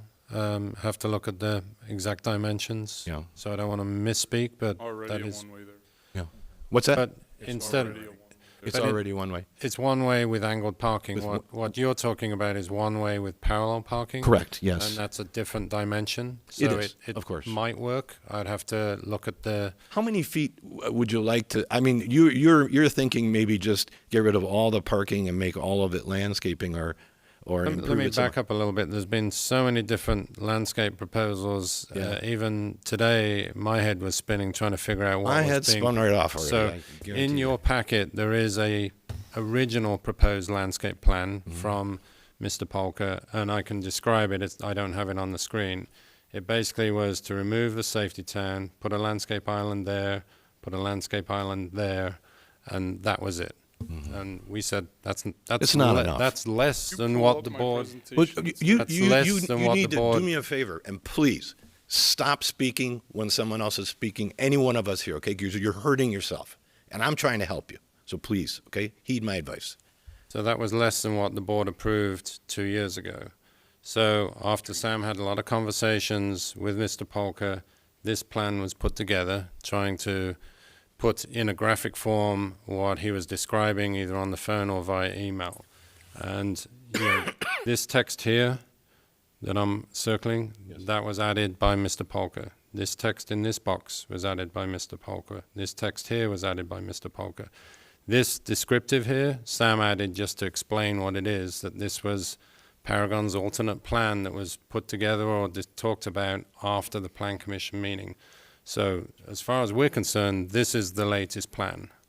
So, I'm This not is sure, the one I'm that not sure what you're Trustee referring to, Scaletta- but this is the latest plan. This is the one that this petitioner was explaining to Trustee Scaletta exists. Correct. So But the then, news- but the then when I showed it, Mr. Polka said, this isn't the one. But this is, according to Sam, this is the plan. This is all the information that Mr. Polka put on there. It does not have that perimeter screening along Arlington Heights Road, and so that's why we had this was the staff's suggestion. Right. But we can certainly explore, That's a great idea of a one-way drive aisle with parallel parking, not angled parking. And the only reason I bring it up is because I agree with staff and I agree with the idea that this needs to be cleaned up in front. If anything's going to go on here, these are some minimal things. You have I mean, I know the crew that you have here. They're great at what they do. They're going to do a great job for you, but let's not have it done in some hasty way. Let's make it make some sense here. Frankly, the drawing that Charles just went through is not enough. It needs to be more like what, in my opinion, more like what we just got through talking about. So that's really all I had. My advice to you is ask for this to be tabled tonight so that you don't have to have a negative vote. Come back with a different plan after you get to sit down and come up with a reasonable, amenable compromise that is more like Trustee Scaletta said, meet us halfway, get us there. No one is trying to bust your chops on this. People want you to step up to the plate and do what you should do. And don't blame, as I said before, everybody else for a mistake that you made. It's a mistake. It happens. That's all I have. Thanks. All right, thank you.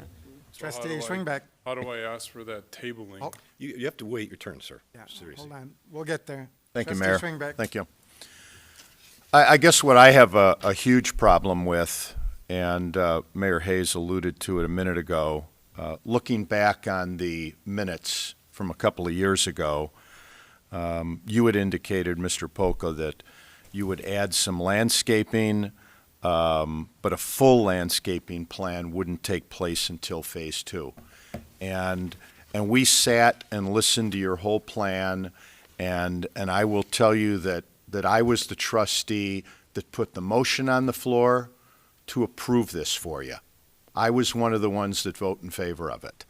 And I had put that motion on the floor because you were going to develop a beautification plan for phase 1, and you were also within 2 years of that approval, you were going to submit a complete plan commission application and redevelop the property. And I was really excited about you redeveloping the property. And that was 2 years we gave you. And even at the beginning of the meeting, you had indicated that you understood what we were talking about. All of our meetings were via Zoom back then. And at no point in time did we ever give any petitioner a lack of opportunity to talk to us or ask questions. We even said, are you okay with this? If I move to concur with the Planning Commission's recommendation, are you okay with these 2 things? There was nothing said by you that, no, I don't agree with this. So we took the vote up based on you doing some minor landscaping and putting forth a full beautification plan. And then here, in the Plan Commission meetings, you said here, we were speaking on this during a Zoom call, and I didn't agree with anything. That's not the impression that I got when I put this motion on the floor, that you didn't agree to do anything. I was excited that you were going to move forward. You had showed us some plans, preliminary plans, and you asked for 2 years to move forward with that, and we haven't seen anything. Do you know when the 2 years came about? Do you remember that meeting? Yeah, 'Cause I do. when I put the motion on the floor? Yeah, I do. And do you remember when that 2 years came about? What do you mean, do I remember when it was? The 2 years was discussed when you guys were talking. It happened in like the last 2 minutes of that meeting. Yeah, but it was discussed, and there was no, no, I don't accept this. I disagree with it. Because if we would have said, if I would have said, okay, I understand you're going to do a little bit of moderate beautification according to phase 1, and then within 2 years do this other thing, if you would have said, I totally disagree with that, I wouldn't have moved forward in approving this.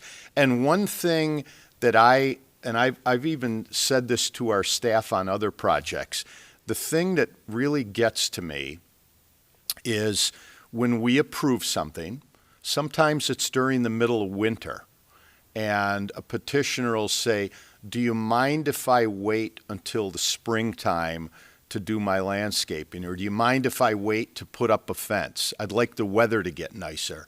And somebody agrees to that, then they should do what they agreed to. And my whole problem is you've had 2 years to move forward with something, and you haven't. What you were asking me to do was spend over $150,000 in vain. Doesn't matter. It does matter to me. It's a ton of money. It does matter to me. It's I'm sorry, but it does. Sir, let me finish. It's an enormous amount of money, but you agreed to it. And there was a 2-year opportunity to put together that beautification plan to make that corridor wonderful looking. You showed us some wonderful plans, but that is an enormous amount. And I think, as Trustee Scaletta said, $10,000 is a lot of money to me. But when we were talking back then, you were in agreement that you were going to be moving forward, and nothing's been done. So that's where I have a problem, and I certainly want to work with you if there's an alternate plan that you want to come back and discuss with us. But I'm not. Hang on, I'm not done.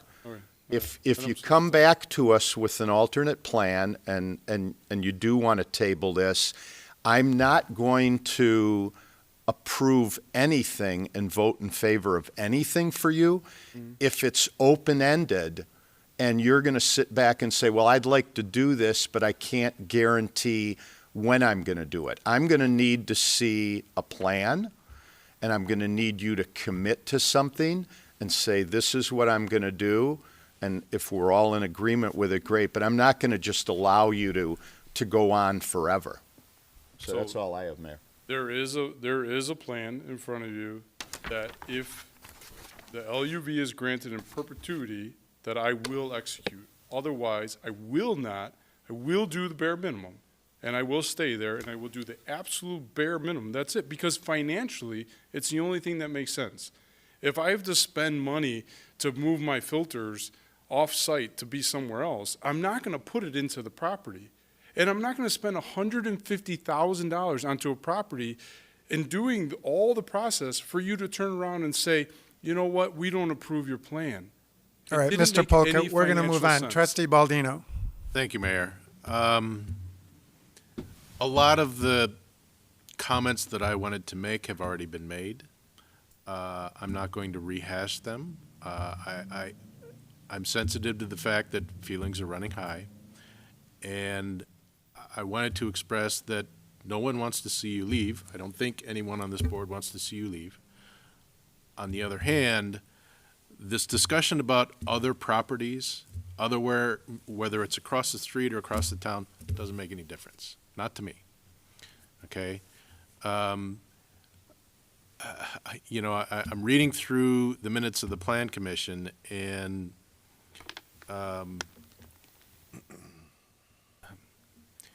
you said that we imposed these things on you. No, we required you to comply with village code, just like we do with any other redevelopment, just as Trustee Scaletta was talking about. I keep struggling. There's multiple plans in here. Okay, I see a plan that was submitted by you, that was included in our packet. That's not really a design. It's a marked up PDF. I see plans that Charles just put up here from the village. I see another plan that was not in our packet that was apparently proposed by you. I don't know what the plan is. Okay? And we were supposed to have a plan. Phase 2 was to give us a plan by September, end of September this year. We don't have one. I have multiple plans. And Trustee Schwingbeck, he made the motion, I seconded the motion. I was excited about the redevelopment of the building, the redevelopment of the property. I was, because it was in alignment with what we foresee this southern corridor to be. It was. If that is not the plan anymore, okay, I get it. If we're going to table this thing, whatever happens later, I am disappointed that there has not been follow-through after this board tried to give you leeway to fix the mistake that was originally made. That's all I wanted to say. There's been a lot said tonight. I would like to see the plan. And if it's, if it's a collaboration between the petitioner and the planning department, I want to see what the plan is and vote on that plan at the end of the day. Thank you, Mayor. Thanks. Trustee LaBedz. Thank you very much. I also share the concerns of my colleagues. And the one thing that I would add is you've stated that the building's up for sale, or the property is up for sale.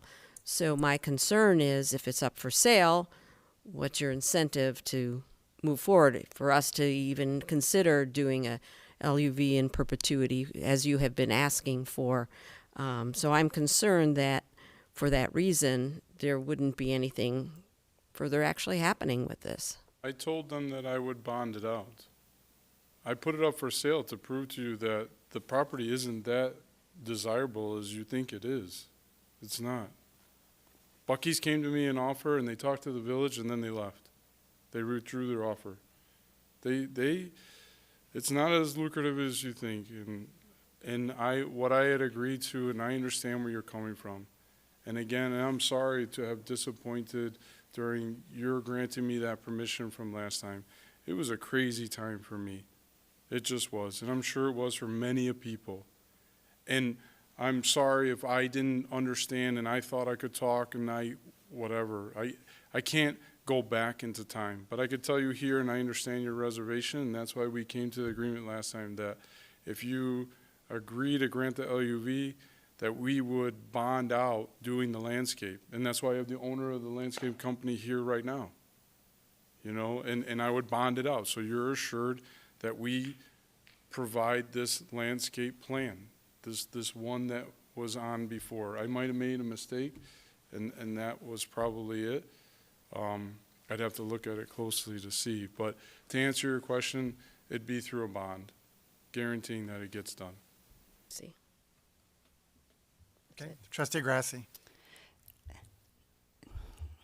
Mr. Polka, I just want to say that I know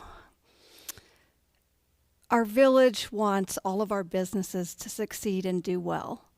I also know that we all need each other. I know that the pandemic was a really difficult time for all of us, especially so many businesses. I understand all of that. And I just wanted to say I really do want you to succeed, and I think I can say with confidence that our board and our staff want you to succeed too. We can't go back with a lot of the mistakes made, maybe the way we responded, things we did or didn't do. I'm hoping that I don't feel comfortable in voting for any of this tonight because I would like to see a plan. There's just a lot that I don't fully understand. But I think there's opportunity to maybe engage in more conversation and partnership with the village and see what we can come up with. And I'm hopeful that something could come from that. Going back and rehashing and getting upset doesn't help any of us. Hopefully there were a lot of things that we could have learned, but I would welcome you coming back with a plan and some more communication and what might work for you and for us as a village and how we can work together. I just wanted to share that. Thank you. Trustee Canty. I appreciate the comments that have been made.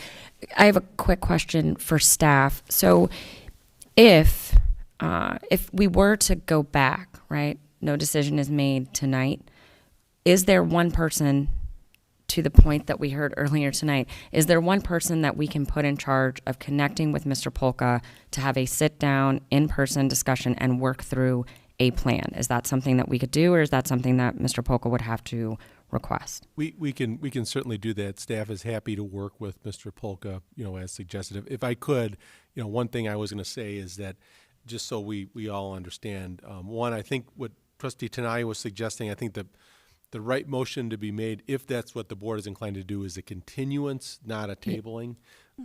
Yeah, and that's where I was going with it. I didn't mean to interrupt. And what I was going to suggest, just one other point, is that realistically, when we look at all the other projects that are on the docket, I think the very earliest that this probably could occur would probably be the second board meeting in February. And because we do have other projects that are coming up that occupy staff's time, they'll be occupying the board's time. And in fairness to those projects that kind of did get their ducks in a row and have gotten their things in on deadline, we don't want to push those off for the sake of this. And the only other thing I was going to say, just in defense of staff, in terms of some of the things that were said, the positions that the staff was taking in this, the position was we were advocating for the direction we received from the board back in 2020. And we were, making sure that direction we received and the direction Mr. Polka received at that meeting in 2020, that's what we were enforcing at that point. And we're happy to sit down, and as we would be at any time, to talk with him about, if he can't do this, what can we do? And we're happy to have that conversation now. But those are the only 2 points I wanted to make. Yeah, and so to that end, because it feels very fraught to me this evening, and I don't want us to make a decision that is based on high emotions and a clock that is getting later and later. So I would move that we continue this in the future, and I would look to you, Charles, to reach out to Mr. Polka and set in a time that you or someone from your team can sit down and come up with a plan that can be worked through and then presented to the board at a later date, whether that is in early February or early March or whenever is the next appropriate time that doesn't mess up our schedule. But I do want us to be aware of running the risk of making a decision that is rash when our emotions feel a little tense right now. Second. There's a motion by Trustee Canty, seconded by Trustee Scaletta. Trustee Tinaglia has a comment. Just a quick comment. The reasonableness about this goes beyond what we've discussed tonight. The fact of the matter is it's winter. Correct. And there's not going to be landscaping planted anytime soon anyway. So your point is well taken. Let's get this done. Let's make something happen. Let's learn and work together. And when I said what I said before, I firmly am behind staff on this, that this can be better than it is. And I think you want it better too. So this will be win-win when it's all done. Right now it sounds a little scary, but walk out of this meeting tonight knowing that you just got 9 people's attention for an hour. And all of this brain power, or maybe pea-sized brain from my side anyway, is worth something, and it should mean something to you. Nobody here wants to see you suffer and fail, okay? So take that with you. Okay. There's a motion and a second. Any further questions or comments? Trustee Schwingbeck. Thank you, Mayor. And when you do come back, Mr. Polka, with a plan that you've worked out with staff, and as Trustee Tinaglia said, it is wintertime, really come back with a firm idea of when you're going to follow through on that plan, so that when we do approve it, we know when you're going to complete that. So thank you. We had agreed that it would be May 5th, just saying. And I think that we could still hold true to May. Well, we have to approve. That's it subject to first. discussion Yeah. with staff. So, thank you, Mayor. Okay. We have a motion and a second. Anything else from the board? Anything from the audience? Mr. Bauer. You have to come forward. There you go. Let me just add a resident's perspective. Other than you here and staff, I do not believe that very many people consider this particular property to truly be Arlington Heights. I believe it is a mistake for this property to be placed under the same requirements and restrictions as the remainder of the southern corridor. I think the issues that you're encountering are fundamentally due to this property and this process being over-regulated. So I would encourage you as you come back, as this business owner comes back, to take a step back and to let reason prevail. As Trustee Bertucci said, this looks better than anything anywhere around there. From my perspective as a resident, I do not need 3-foot grass in between the on-ramp and the highway. That may be what the rules currently require, but it is not common sense. And as a village that prides itself in being business-friendly, even though mistakes may have been made, I do not believe that we should put our businesses through the ringer the way I have witnessed it tonight. Thank you. Well, Mr. Bauer, just in response, that's why this board has decided to continue this and not put this business at a disadvantage. So I disagree that we put him through the ringer. I mean, his circumstances are mostly of his own doing. So with that, we have a motion and a second. Any further questions or comments from the audience? Seeing none, we have a motion and a second. All those in... I have a question. Sir, we have a motion and a second. Do you have a clarification? I don't know what you call it. I'm not a lawyer, but Right. I just want to understand when you say a plan, can you just detail, like, just try to? I mean, well, the staff will discuss that with you. Will you? You know, Mr. Polka, the guys back there are going to be able to help you through all this. All right, let them work it out for you. It's common knowledge, and this is stuff that they do every day of their lives. Let them help you. They'll help you. All right, we have a motion and a second. All those in favor say aye. Aye. Aye. Any opposed? All right, thanks. We have no other new business, and so we'll move on then to the item that was removed from the consent agenda under legal, and that's the Two items. resolution approving, well, one was under petitions and communications, right? Yeah, but the Right. first one Yeah. is village manager. So the resolution approving the adjustments to the village manager's salary and compensation, let me just address that.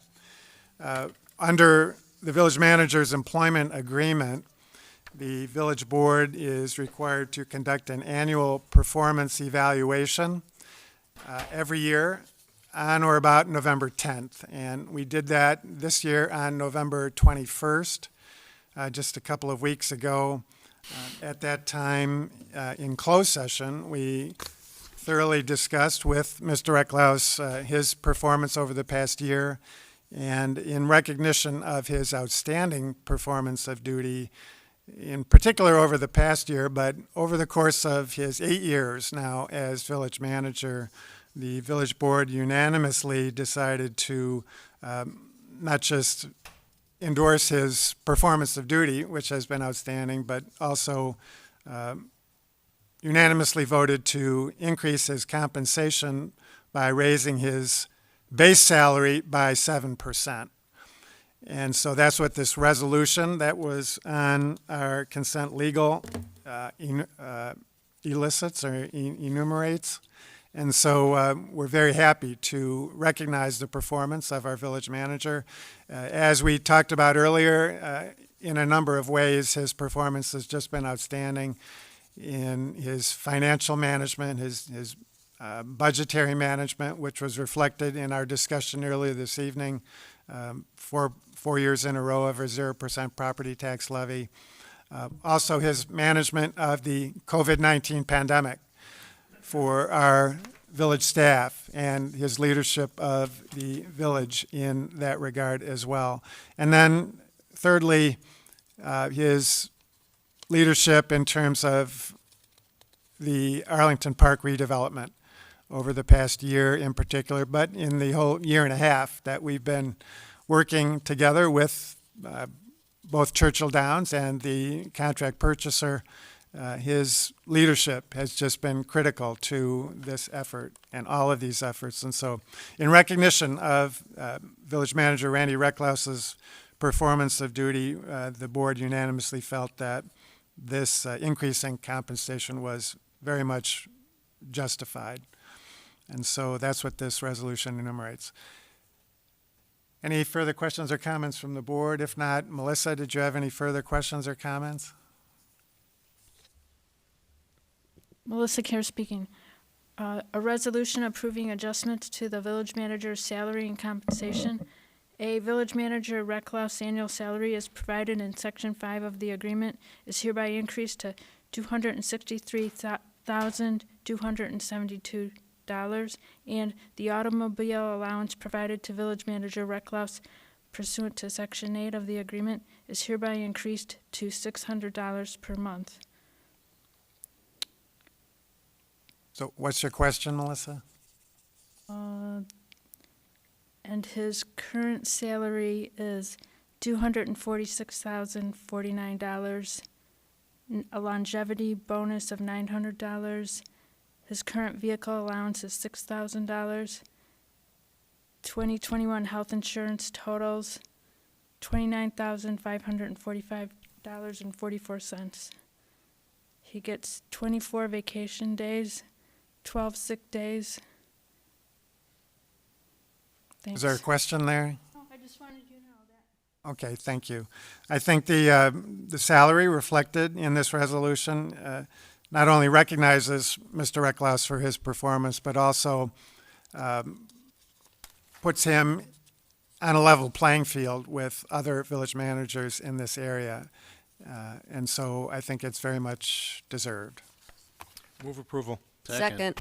Motion by trustee Scaletta, seconded by trustee LaBedz. Any further questions or comments from the board or from the audience? Seeing none, roll call. Trustee Scaletta. Yes. Trustee LaBedz. Yes. Trustee Canty. Yes. Trustee Baldino. Yes. Trustee Grasse. Yes. Trustee Schwingbeck. Yes. Trustee Tinaglia. Yes. Trustee Bertucci. Yes. President Hayes. Yes. Then we move on then to the other removed item that was the petition fee, or the fee waiver under petitions and communications. And so, Mr. Recklaus, you want to address that one? Sure. Typically, the village does not charge permit fees to our sister public agencies. It's kind of going from one taxpayer pocket to another taxpayer pocket, and there's no reason for the taxpayers to pay extra or take money from one entity to go to another unless we incur extraordinary costs. If we have to hire a consultant or something, we will pass that on to the other agency. In this case, the library did some work. They replaced their drive-up window on the lower level. The total fees, if that were to be a private sector contract, would be $246, and staff recommends that those fees be waived. All right, any questions from the board? What was your question, Melissa? Vote no. Let the bookkeeping reflect the true cost of offering services to the public. Okay, thank you. Any further questions or comments from the audience? I have a comment. Seeing none, is there a motion? Move Just approval. a quick comment. Okay, we have a motion. Who was it? Trustee Schwingbeck, seconded by trustee Baldino. Now trustee Tinaglia. So while I absolutely respect the right for anyone to ask these questions of any sort, this question has come up again and again and again and again and again by certain people who ask the question. And I'm wondering if we can't come up with a very quick way to just answer it or find a way to avoid wasting as much time as we do on this, because it is a policy that we've done for decades here, and it's not changing anytime soon, I don't believe. So it bothers me that we waste this much time reviewing the same question. It's just a different name. If it's the Park District, Library, School District, or somebody else, it's a policy, and that's what we do, and that's how it goes. Okay, we have a motion and a second. Roll call. Trustee Schwingbeck. Yes. Trustee Baldino. Yes. Trustee Scaletta. Yes. Trustee Grasse. Yes. Trustee Canty. Yes. Trustee Tinaglia. Yes. Trustee LaBedz. Yes. Trustee Bertucci. Yes. President Hayes. Yes. Mr. Recklaus, anything from the report of the village manager besides the request for closed session? Nothing this evening. All right. Anything from the board under petitions and communications? Seeing none, then back to the village manager. Thank you, Mayor. Staff would request that we enter into closed session per 5 ILCS 120/2C21, discussion of the minutes lawfully closed, whether for the purposes of approval of the minutes or the semi-annual review of the minutes. So move to concur with the manager's request. Second. Motion by trustee Scaletta, seconded by trustee Tinaglia. Roll call. Trustee Scaletta? Yes. Trustee Tinaglia? Yes. Trustee Baldino? Yes. Trustee Canty? Yes. Trustee Bertucci? Yes. Trustee LaBedz? Yes. Trustee Schwingbeck? Yes. Trustee Grasse? Yes. President Hayes? Yes. So we are adjourned into closed session and will not be reporting back out. Thank you for joining us this evening. And if we do not meet again before the Christmas holidays and other holidays, may you all have a blessed Christmas and happy holidays to you all.